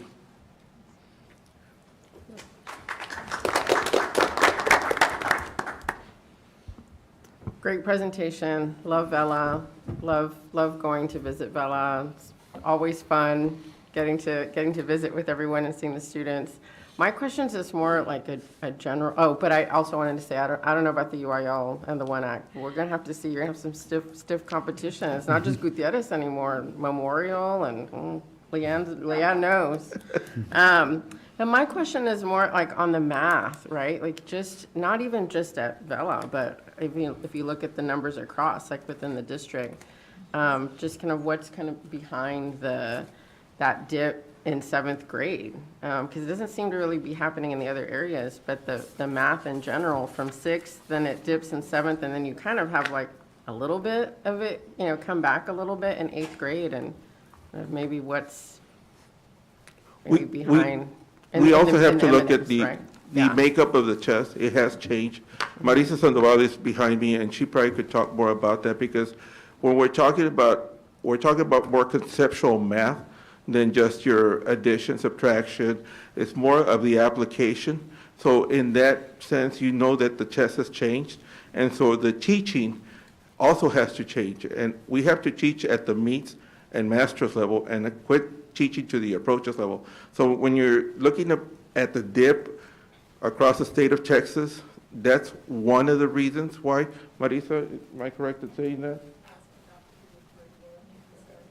Curriculum, you know, you don't have the veteran teachers you used to have before. There's a plethora of reasons for that and rationale for that.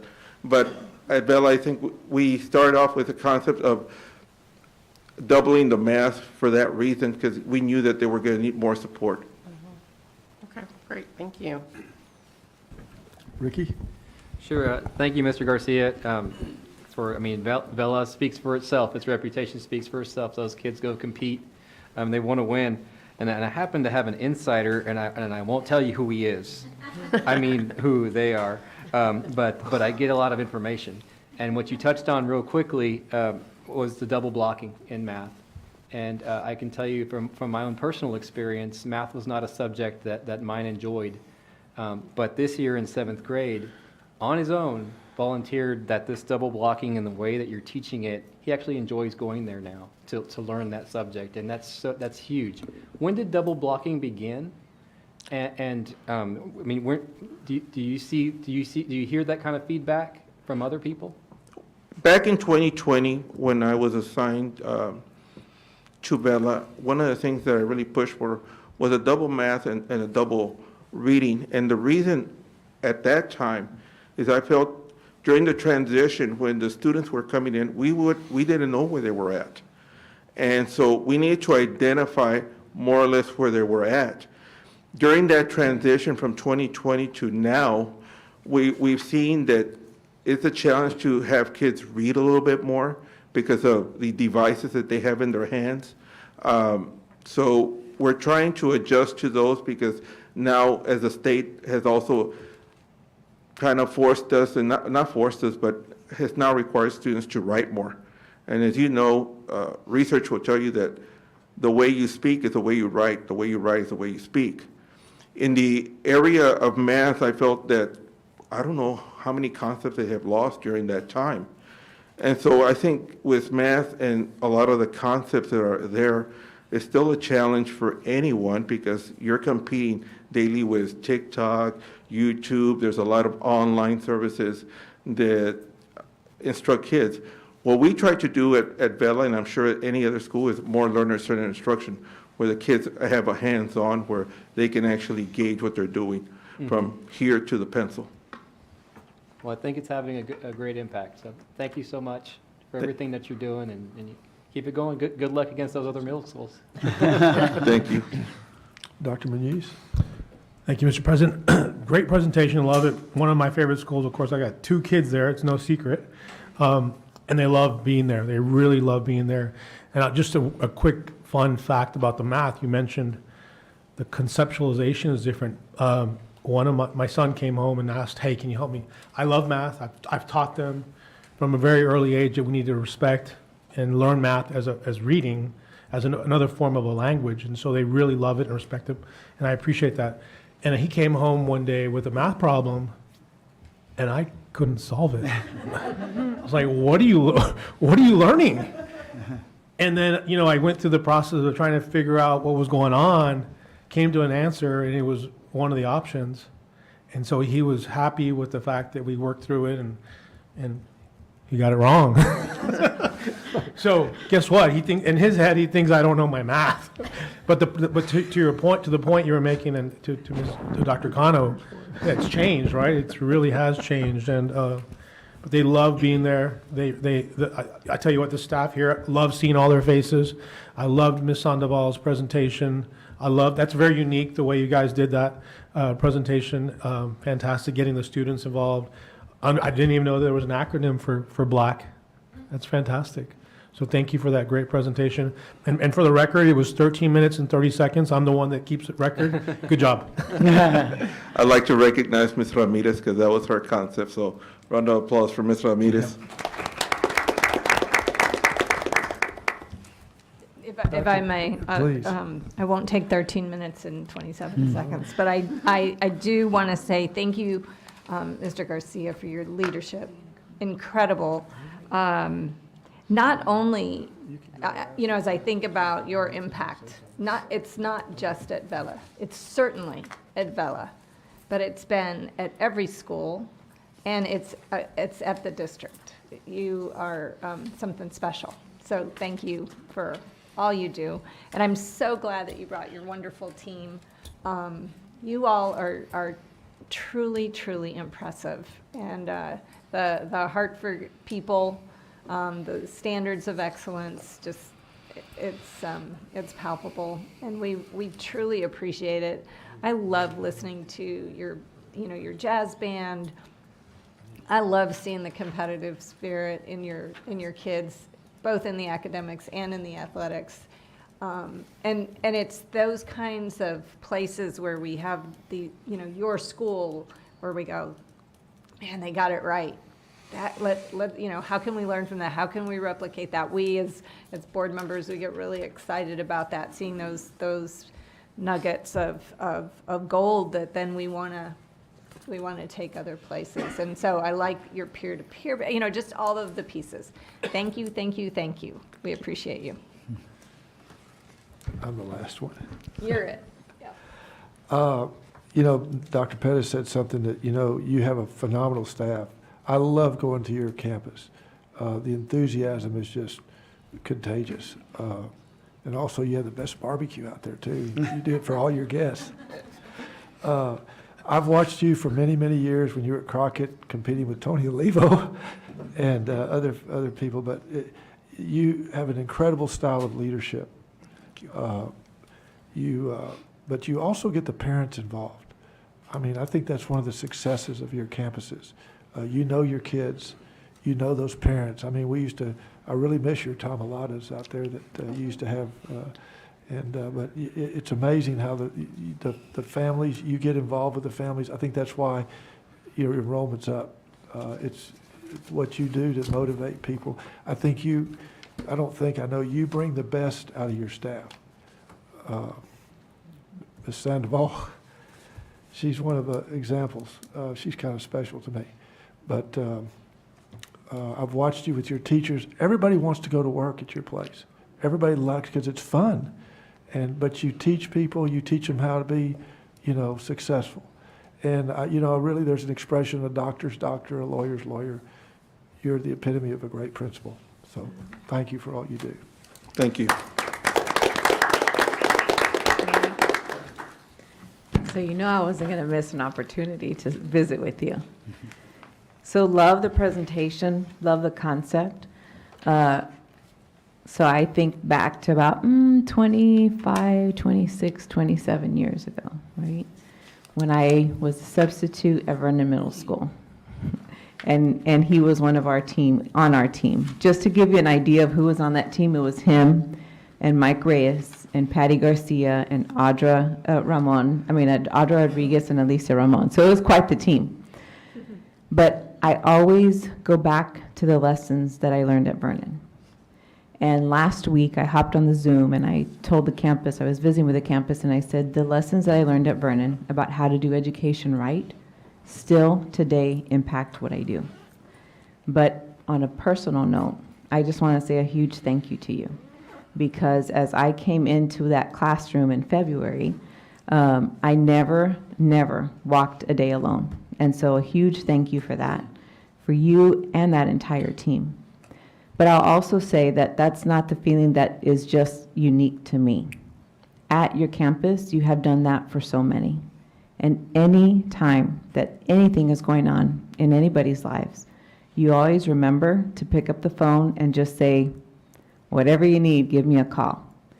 And I think that's the spirit of Vela. As you walk in, and as I was looking at the video and it said Vela family, it is a family. And when we opened that school so many years ago, I remember the Vela family being there, and the whole time that I was listening to you speak, I just can't imagine what kind of pride they have watching that campus grow and to embody the spirit of who it's named after. It's just a heart of service and gratitude and everything in between, and service to others. Like, you live it every single day. And so I just want to say a huge thank you. I think my only question for you is that, You've been in this role for many years. And as a brand-new principal coming in, like, what would you tell that brand-new principal? I think any principal has to concentrate on relationships with kids. This is a job that is not for the faint of heart. You have to love children. This is a profession that your greatest gratitude is kids coming up to you and thanking you or saying good morning or coming to you when they need you because they just want to talk. I would say build those relationships with kids, number one. Number two, build relationships with your staff. Because when it's all said and done, we're going to run into them at HEB and they're going to remember what kind of supervisor, principal you were. Were you a kind principal? Were you one who cared about them and not necessarily the process? And be genuine. Lastly, be genuine with everything that you do. And I'd like to thank this district for the great years that they've given me, and I will always remember that.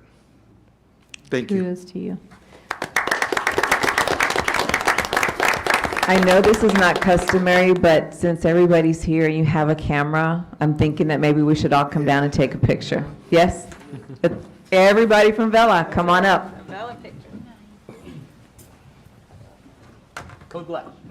Code black. Code black.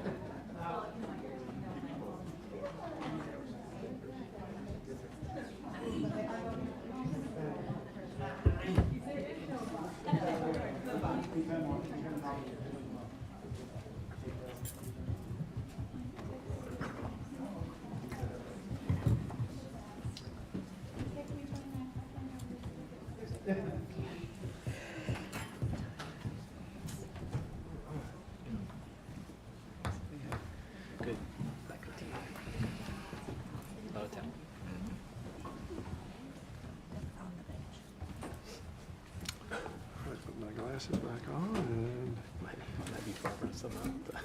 Okay. Thank you all again. That was a great report and really a refreshing event tonight. Okay, the next thing is our public comments for agenda topics. Mr. President, there are no requests for public comments for agenda topics. All right, thank you. And the next item 5 is public audience for non-agenda topics. Mr. President, there is one request for a public audience for a non-agenda topic. All right. I guess I need to read it. Can we skip all that, or I think we? Yeah, do we need to? I don't think so. Go through the. She knows the rules. You can ask her. I'm sorry? You can just do a summary. She remembers. She's the minutes. Well, Hi, ma'am. Just reminder of Would you, 3 minutes. let me see, what's her name? Mrs. Hasso. Yes, sir. Good evening. How are you? I'm doing good. All right. Thank you for coming tonight. Thank you. We're supposed to allow you 3 minutes. I'm supposed to read you a long script. Okay. But I know the nature of your request, and I think we can waive it so. She knows the drill. Yes. And we appreciate your message. Thank you. Thank you. Thank you so much. So I wanted to read a scripture in Matthew, and it says, it's pretty long, but we're going to make it short, right? So we'll just read this. God blesses those who hunger and thirst for justice, for they will be satisfied. So I'm pretty sure y'all have seen me here, come in here and speak. And I'll take you guys back to memory lane, where we had 3 of our top high school students, who placed in the top 3, and doors were shut. We were not heard. Our students wanted to come in here because one of the teams was left behind. We had made history. I can assure you that it's not impossible, but it'll be very challenging to get our 3 high schools to make history again, because it's a lot of work. You know, like we've heard tonight, it's a lot of consistency and a lot of discipline and a lot of money and in every which way. And so I don't really want to go into detail with all these headlines that have been everywhere, but I feel that I said, Lord, what's going on? Like, why are we approving these kinds of things and we're shutting the door on these kinds of things? I said, Lord, touch their heart. But I'm not here to argue and fight and pinpoint, but I do want solutions. We need to see solutions. Where is the support for our front line, you know, which are our teachers? I mean, a lot of teachers are not here tonight because a lot of them are scared to speak up. They don't want to speak up because of their job and so on and so forth, of everything I've heard. And I said, wow, is it going to take for me to protest outside? You know, what's it going to take for us to be heard? You know, our students and our teachers, we need people, we need staff, we need administration who are seeking the best interest for our students and our teachers, not filling the pockets of others and making all kinds of, I want to see, wow, the district this, wow. You know, this kinds of filth is not accepted. It's corruption. And I don't know who approved it, and I don't want to know who approved it, because the Lord already knows who approved all of that. But all I can say is that let's move forward. Let's make a difference. And if our voices are not heard, then we'll, you know, if you all can't help us and help these teachers and support them in any which way, let me know. I'll go to the next in command. Send me. Because I know that when I was trying to get a hold of, you know, trying to get these students to, wow, like the district has made an impact. Like these students, I was not heard until I was out there with my son, which was a top student of this district. And he's been the only one to tie for 3rd at nationals. So I was like, what? I was out there already. I never got a call. So I would hate to avoid that. Your time is up, Yes. Ms. Hassel. Thank you so much. So thank you for allowing me to speak, and I hope to see a change. Thank you. Thank you, Ms. Hasso. We appreciate it. All right. That's all the speakers we have that's all the speakers we have tonight. Our next item is the approval of a consent calendar. I have a couple items that I want to bring out, but give me 1 minute, please.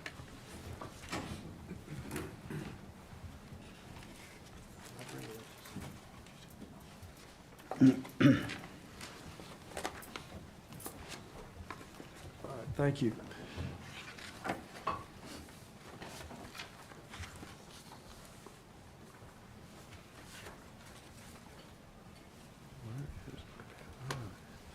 All right, the first thing I'd like to do is on item, I guess, A, consideration of approval for proclamations.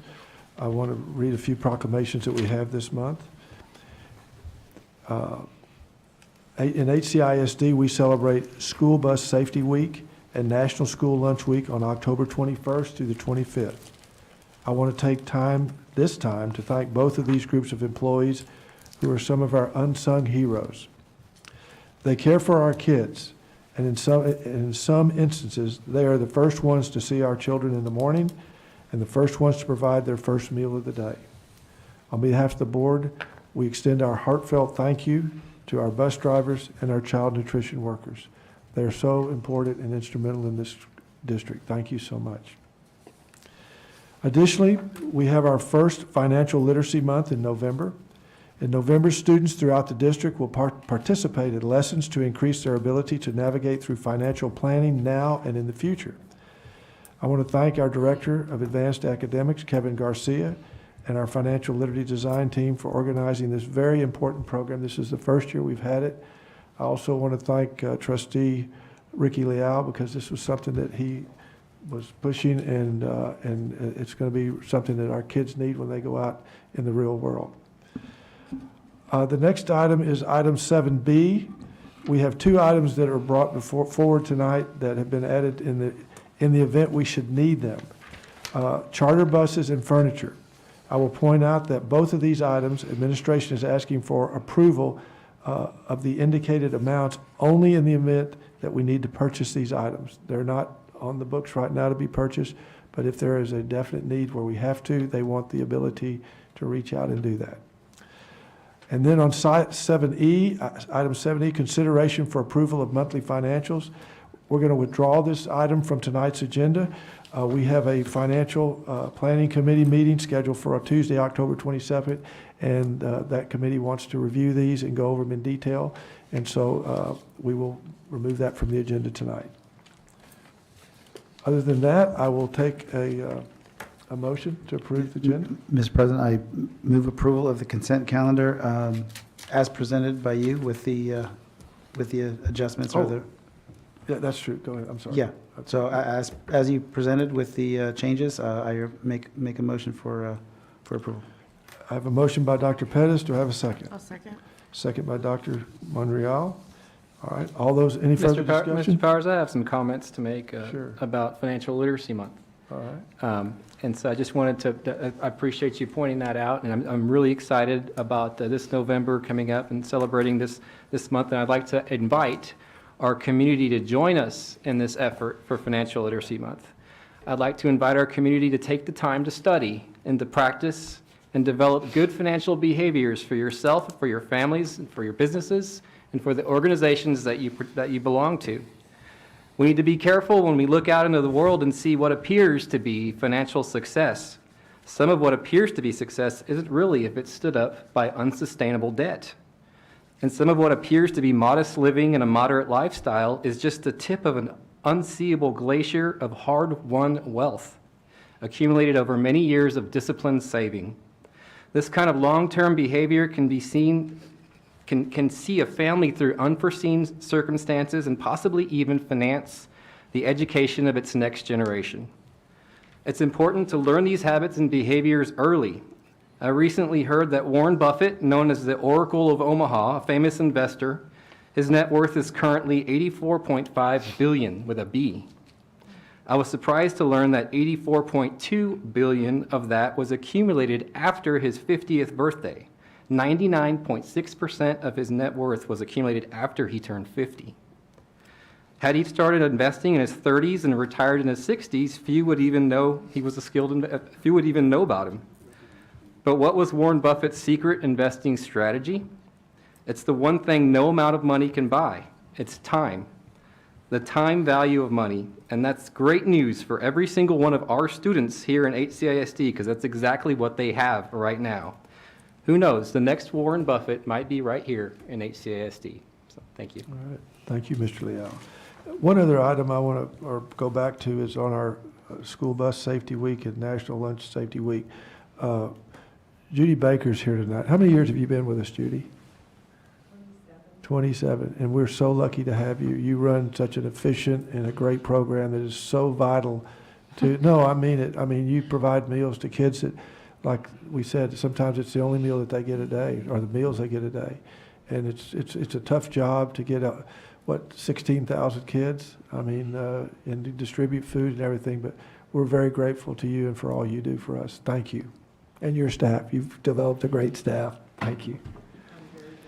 Okay, I have a motion by Dr. Pettis. Do I have a second? I seconded it. I'm sorry, Dr. Monreal, second, excuse me. Okay, all those in favor signify by saying aye. Aye. Those I have opposed? a quick question though for Sure. Susie, after when you're done. All right. All those in favor say aye. Aye. All those opposed, motion carries unanimously. We're going to get to go to the schools and do lunch week this year? Are we going to get to go to the schools and do lunch week this year? Awesome. Thanks. Well, thank you, Judy. Thank you so much. Okay, so the next item is 7, matters related to transformation and school support. Transforming Teaching and Learning Committee report, Dr. Corton. Yes, this last month, we had a couple of great topics with transforming teaching and learning. If you'll allow me to just get my notes out right quick, because I'm getting older and I can't remember all these things. But anyway, we had a couple of different things that we looked at. With our Transforming Teaching and Learning Committee meeting, we heard from Dr. Jessica Rushka. And if you haven't ever been in one of her presentations, you have to try to make it to the next one. She talked to us about the 3-year study that we had done with blended learning. I'm particularly proud of the work that she's done with blended learning, because not only has she impacted the way that we do business here in HCISD, she and her team have also expanded that past just our district. So we heard about the great impact that has in the classroom. We also spoke a little bit about how blended learning was not a program that we brought in, but rather a way of delivering teaching and learning. And so it's impacting and influencing our classroom, so proud of the work that she's done. Then the second topic that we heard from was Dr. Shannon Reina. Again, blessed multiple times over with the work that she has done. We are extremely proud of the work that we have been doing around dyslexia and the services that we offer for our students with dyslexia, simply because Dr. Reina talked to us about the programs and the training, the very specific training that we have. What we have in our district to offer the services for students with dyslexia is above and beyond what everybody else is doing in the region. She also reminded us that her ultimate dream would be to have a dyslexia center that we could train other teachers from local districts and beyond that into the rest of our state. So proud of those two ladies and the work that they've done. I'll hand it over to Dr. Bettis, see if there's anything else he'd like to mention as a chair. Well, I just want to echo the comments. We're so lucky to have you, Dr. Rushka, and also Dr. Elena. The work y'all are doing around blended learning and dyslexia are game changers. And again, I see it sort of scaling up slowly but surely, and it really is impacting the learning in the classrooms throughout the whole school district.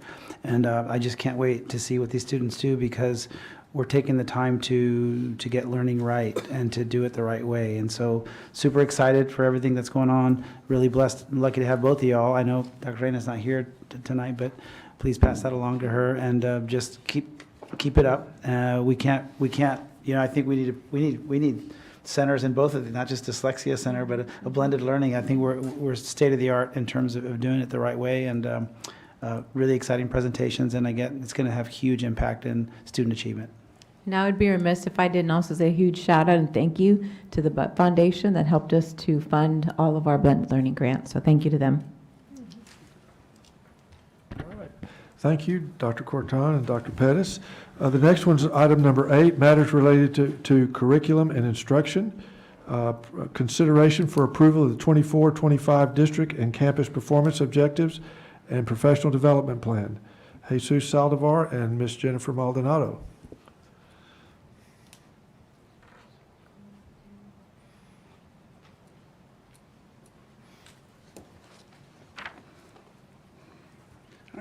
Good evening, Mr. President, board members, interim superintendent, Dr. Corton, senior team, and members of the audience. Mrs. Jennifer Maldonado and I are here to present for the consideration and approval of the performance objectives outlined in our 24-25 district and campus improvement plan, along with the district professional development plan.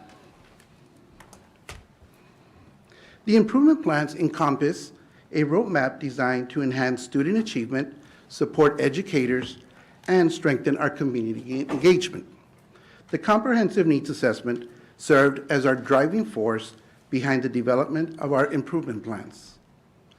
Starting in the spring of 2024, the comprehensive needs assessment process allowed us to take a dive into focus areas such as our demographics, student achievement, district culture and climate, and parent and community engagement. This was not only to highlight our strengths, but also to reveal key areas required focused on needed attention. The comprehensive needs assessment has laid the foundation for strategies addressing key needs, ensuring that all decisions are evidence-based and aligned with the district's strategic goals. The plans have been refined through a collaborative process that involved various stakeholders, such as our district leaders, our DEIC committee, and our campus SBDM committees through the development process. The improvement plans are a living document, allowing us for adjustments and updates as needed throughout the year to better meet the needs of our students, our staff, and our community. Right? Now, I am going to transition it to Mrs. Maldonado to share how we've aligned our professional development plan to our district and campus needs. Mrs. Maldonado. Thank you.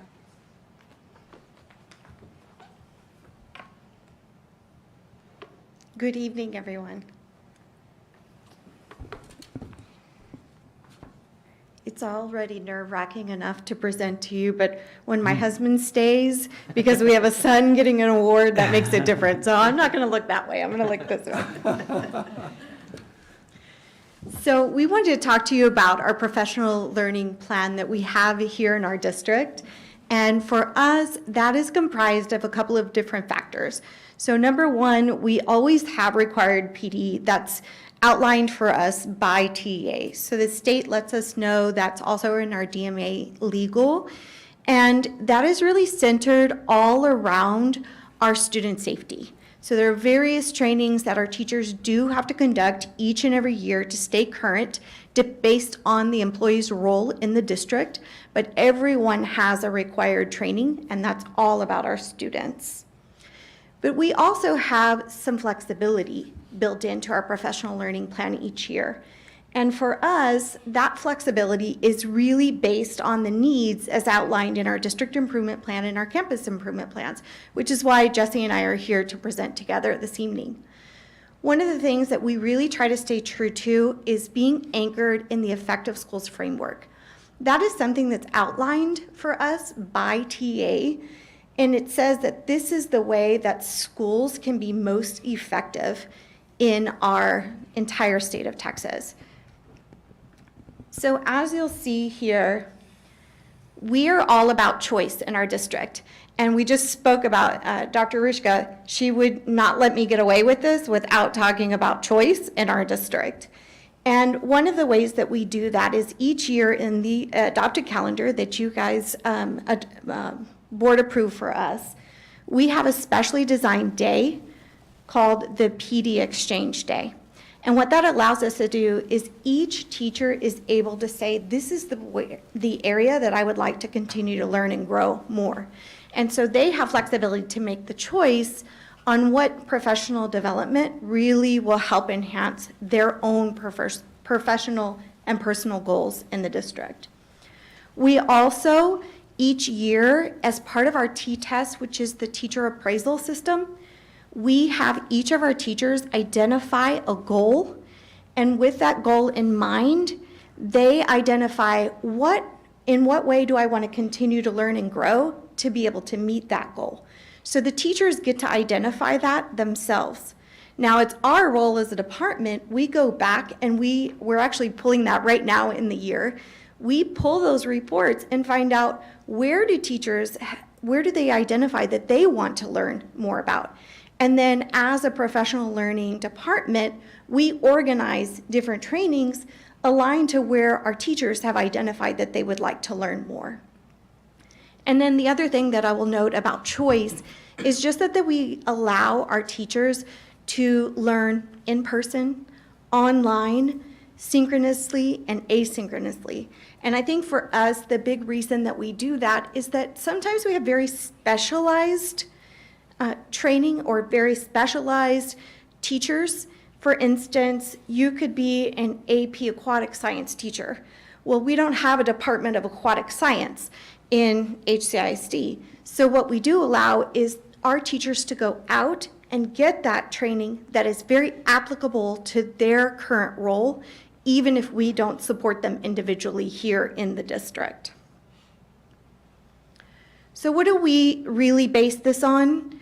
First of all, strategic plan. TEA lets us know what we need to learn and grow on as educators in the field. Our strategic plan, but also this commitment to excellence and heart for people. This is really our driving force or northern star when it comes to how we will continue to learn. So embedded here, we are having a district-wide book study for our leaders. And the book we're reading this year is Culture Code. We do read a book every single year, but what we found with the Effective Schools framework is that culture is a key component in student success. We also have various educator pipeline experiences. As you know, I'm very excited about these because this is what I do personally in the school district. But one of the things that we're doing this year is we're expanding those opportunities so that you can continue to learn and grow at every level. So we're expanding our pipeline work to include just leadership roles. And we'll have more coming soon on those kind of pieces. So we're really excited to share those. And then also we have a focus all around customer service because we want people to have an experience in HCISD that sets us apart from other organizations.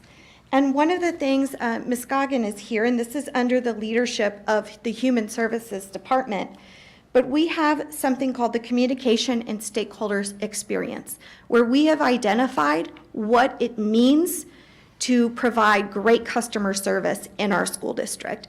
Everything from responding to emails to how we greet people and how we demonstrate culture in the environments that we establish for all of our individuals and how we can create those welcoming atmospheres. And last, I'd speak to the commitment to excellence.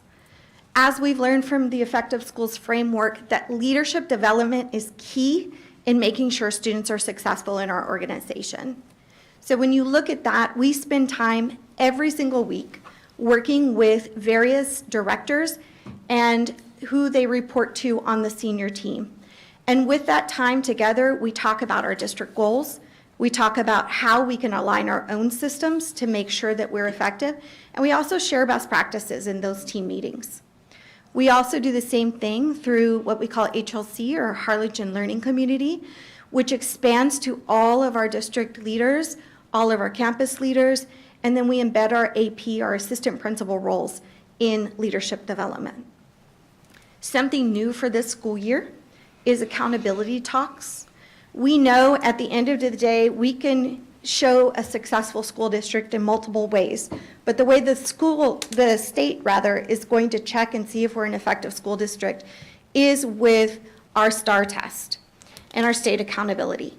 So we have brought back a huge focus around our accountability talks. And I just want to give a shout out to Cindy Castillo and Ronnie Gonzalez, not just because they're my team members, but because they really stand out, not just in our school district, but at the state and national level as well. Cindy Castillo brings a wealth of knowledge to our team, and she can look at a number and dig all the way down and tell us exactly what does it look like to get all the way down. Well, guess what? It was 2 kids and it was on the math exam. She can let us know on anything how we can continue to improve and grow.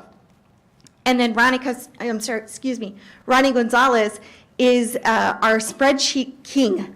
He can take any number and make it make sense.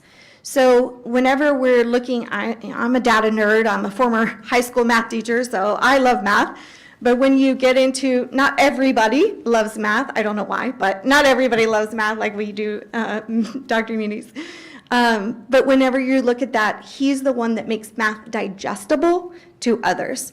And that's the pair that goes out and meets with every single campus leadership team so that they really know, not just I got a score of this, but how do I now turn that into action to make an impact? We also support that with CNI. And so hats off to Ms. Garza, who's sitting over here with us.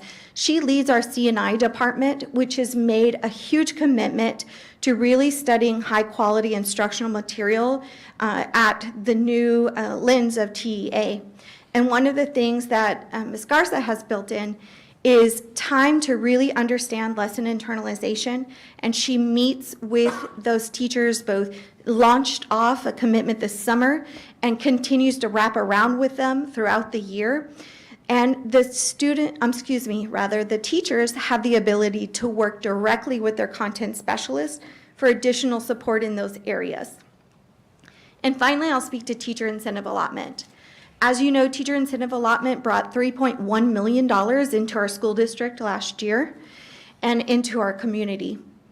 One thing that we want to do is capitalize on the best of the best. So we just heard from Vela Middle School and about how peer-to-peer has been so impactful at their campus. That's exactly what teacher incentive allotment is all about for us. It's capitalizing on the best of the best and seeing how can we bring out those leaders and share with others all of the best practices that they have learned and been so impactful for our students in our classrooms. So I'm going to bring my colleague up here, Mr. Saldivar. He's taking all the questions tonight, and I'll take the comments. No. We're here for whatever you guys need.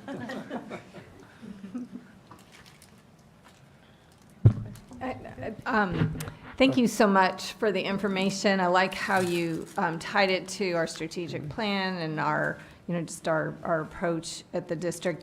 I really appreciated where you explained how we have a team going to the campuses to work directly with them and taking the, data elements, but then making it actionable. And that alone, everything you described is really transformative, but that piece makes it actionable and not overwhelming, right? It's like, okay, I need to work on this. I really appreciated hearing that. I appreciate the work that you all do, setting the goals, setting the standards, and then working to get there. Truly appreciate it. Mr. President. Yes, sir. Great presentation. Thank you for Jesse and Jennifer. Thank you both for laying that out. I didn't know clearly, and now I see it very clearly what's going on. And just two things that really pop out at me during your presentation. One is the Culture Code, that book. Love it. Fantastic, fantastic book. I think it should be a recommended reading for everybody. So many great examples in there of how we can use, how culture impacts our environment. And the second thing is the heart for people, being able to be there and really provide that customer service that we should be doing at every level. So it's great to see that in there. And I know that we talk about it, but the fact that you're doing it, and that's great. So thank you for that. Appreciate both of you. Thank you. Mr. President, if I could, would love to hear more down the road. I know this is an action item, is that right, Mr. President? Yes. But if we can kind of hear more down the road, because I know this is all still evolving and still growing in this district, so I thank you for that. And, you mentioned Ruska and Reina a while ago. You have so many followers, and you have such an amazing team. Just keep doing the great work. I do have a quick question about customer service. I'm hoping that we are now viewing our students as well as customers, not, I know internally we have customers, but also externally we have customers as well, as far as the community and different stakeholders and stuff like that. But internally, our most important customers are our students and our parents. Can you kind of at least speak a little bit to that, please? I'll just give a quick example. One of the things in that specific stakeholder experience talks about developing an environment that is welcoming.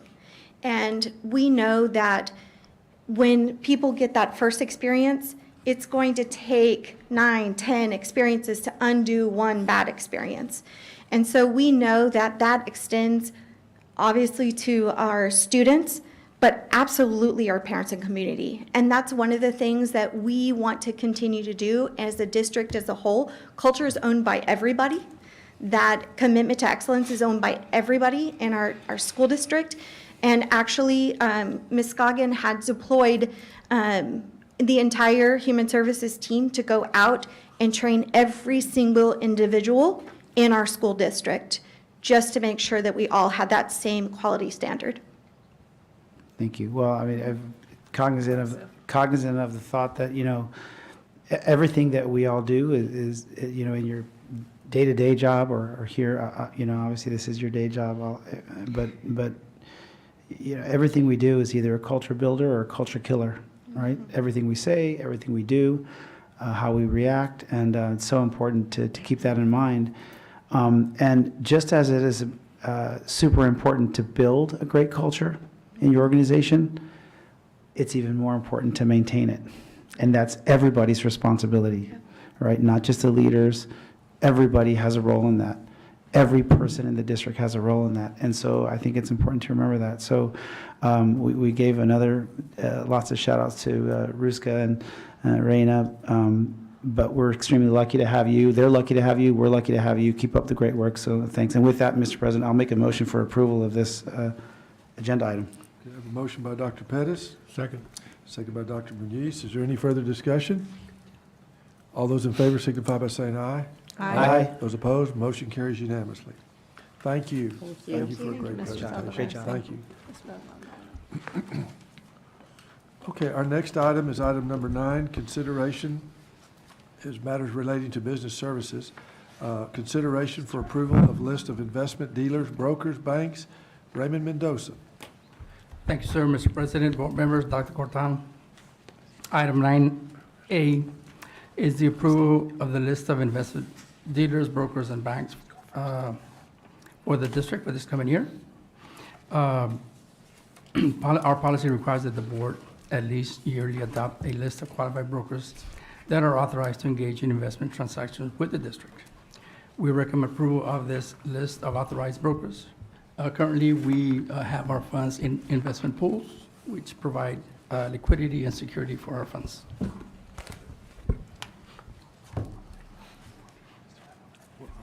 Well, here, we need. Okay, I gave it to Bobby, but that's fine. Here.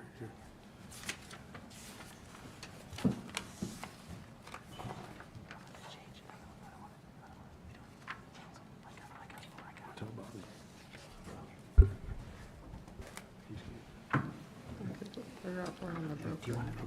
I was just going to say, do we need to focus, do we need to Yeah, look sorry about at 9A? No, 9A, yeah, no. Yeah. I think he Yes, has. I'm abstaining from this side. Okay, got it. I'd Do I like have to a make a motion? motion Yes. of approval for the list of investment dealers, brokers, and banks. All right, I have a motion by Dr. Reiniger. Do I have a second? I'll second. Second by Dr. Monreal. Is there any further discussion on this matter?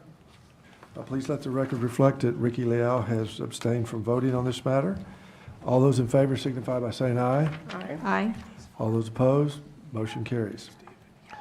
All right, the next one is nomination of Cameron County Appraisal District Representative.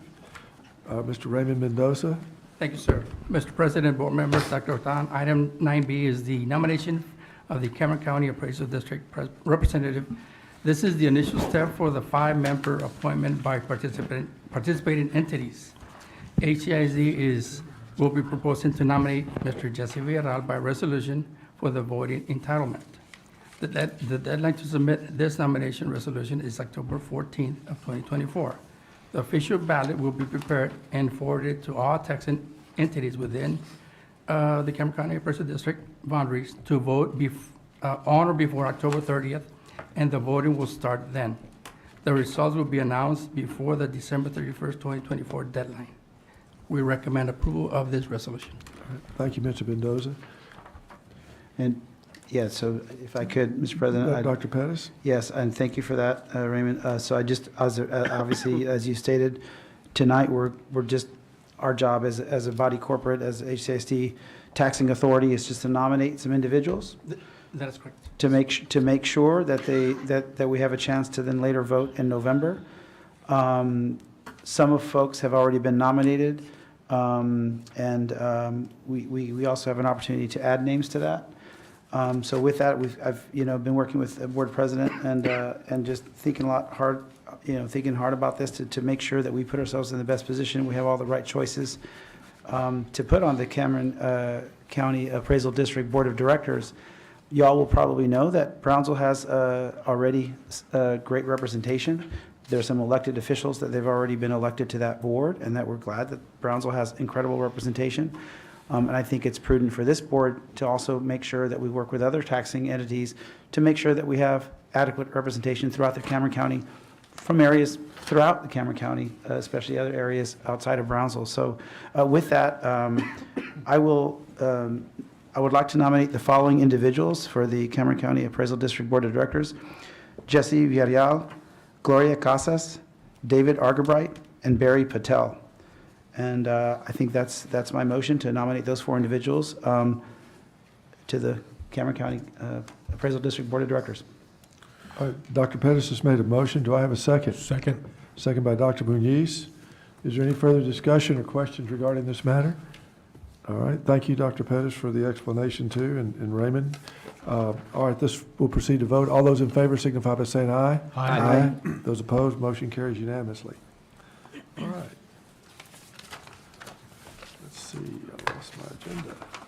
The facilities. Here we go. All right. So the next item is 10B. 10B. We already did 10A earlier. We took it out of order. And so 10B is consideration, matters related to district operations. 10B, consideration for approval of final construction payment to Rio Roofing, Inc.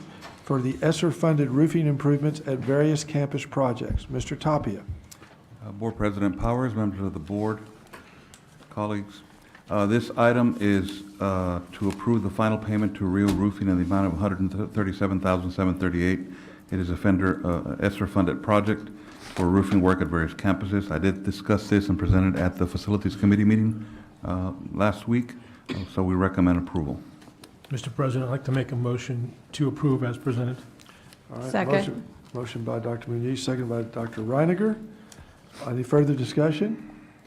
All those in favor signify by saying aye. Aye. Those opposed, motion carries unanimously.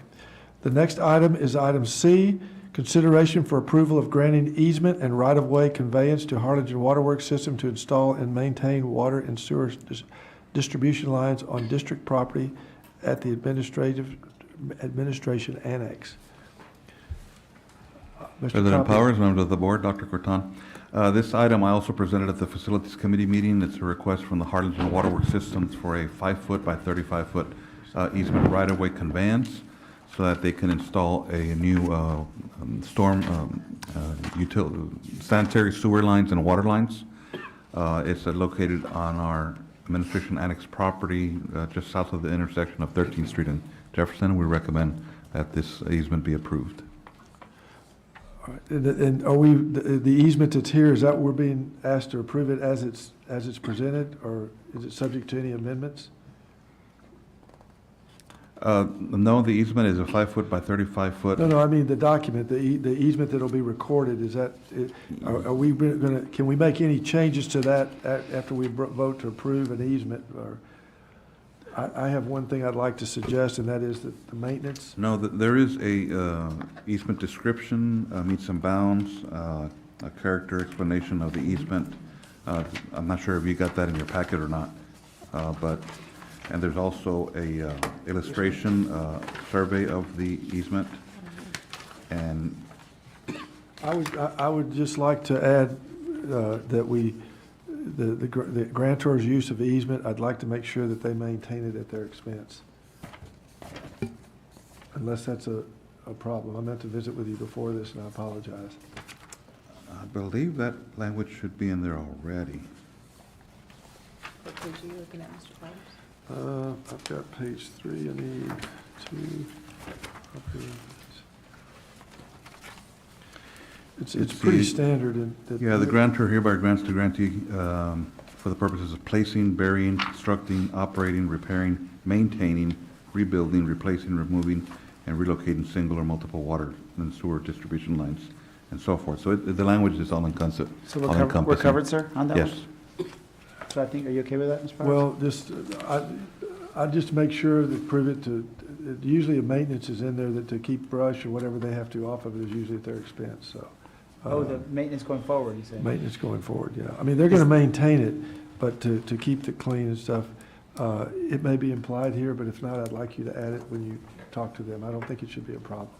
Yeah, and this area is right next to the parking lot where the cars park, and there's nice carpet grass with a sprinkler Okay, system. okay. So it's not like in an alleyway. Okay, well, I withdraw my comments then. All right. good? Yeah, I'm good. Okay, do we have a motion? I'll move to approve the easement and right-of-way conveyance to Harlingen Waterworks System to install and maintenance of water and sewer distribution lines. All right, Dr. Monreal has made a motion. Do I have a second? Second the motion? Second by Dr. Pettis. Any further discussion? All right, all those in favor signify by saying aye. Aye. Those opposed, motion carries unanimously. Item D, consideration for approval of contingency allowance expenditure authorization number 4 for the HVAC improvements at Coakley, Long, Wilson, and Wilson project. Mr. Tapia? Yes, Board President Powers, member of the board, and Dr. Corton. And this item was also presented at the Facilities Committee meeting last week. Central Air and Heating submitted a change order amount of $27,000 out of the contingency allowance. So we still have some monies left over there. But this is for reducting of several units that are up on the roof. And we're recommending approval as presented at the Facilities Committee meeting. All right. I'd Do I like have a to- motion? Yes, I'd like to move approval of the contingency allowance expenditures as recommended by administration. All right, thank you, Dr. Reiniger. We have a motion by Dr. Reiniger. Do I have a second? I'll second. Second by Dr. Pettis. Any further discussion? Ricky, I'm Mr. sorry, Liao. I'm I'll take sorry, that one. excuse me. Mr. Liao. I need to, Mr. Liao, excuse me. Dr. Leo. Yeah. Wrong guy. All right, any further discussion on this matter? Excuse me. All right, all those in favor signify by saying aye. Aye. Those opposed? Motion carries unanimously. All right, Doctor of Finance. Dr. Dooms. I think item number 11, adjournment into closed or executive session pursuant to Texas Government Code sections 551.071, 551.072, 551.074, and 551.082 of the Open Meetings Act for the following purposes. Pursuant to the Government Code, Section 551.076, 551.082, 551.0821, and 551.089, discussion regarding district and campus safety and security. All right, at this time, we are adjourned into closed session.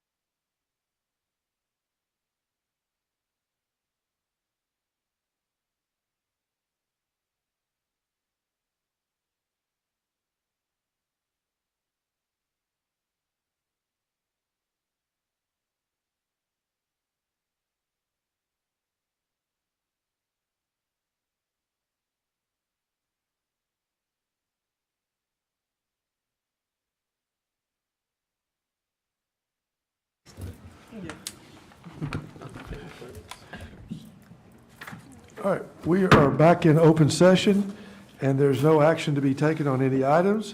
So if there's no further business before the board, we are adjourned.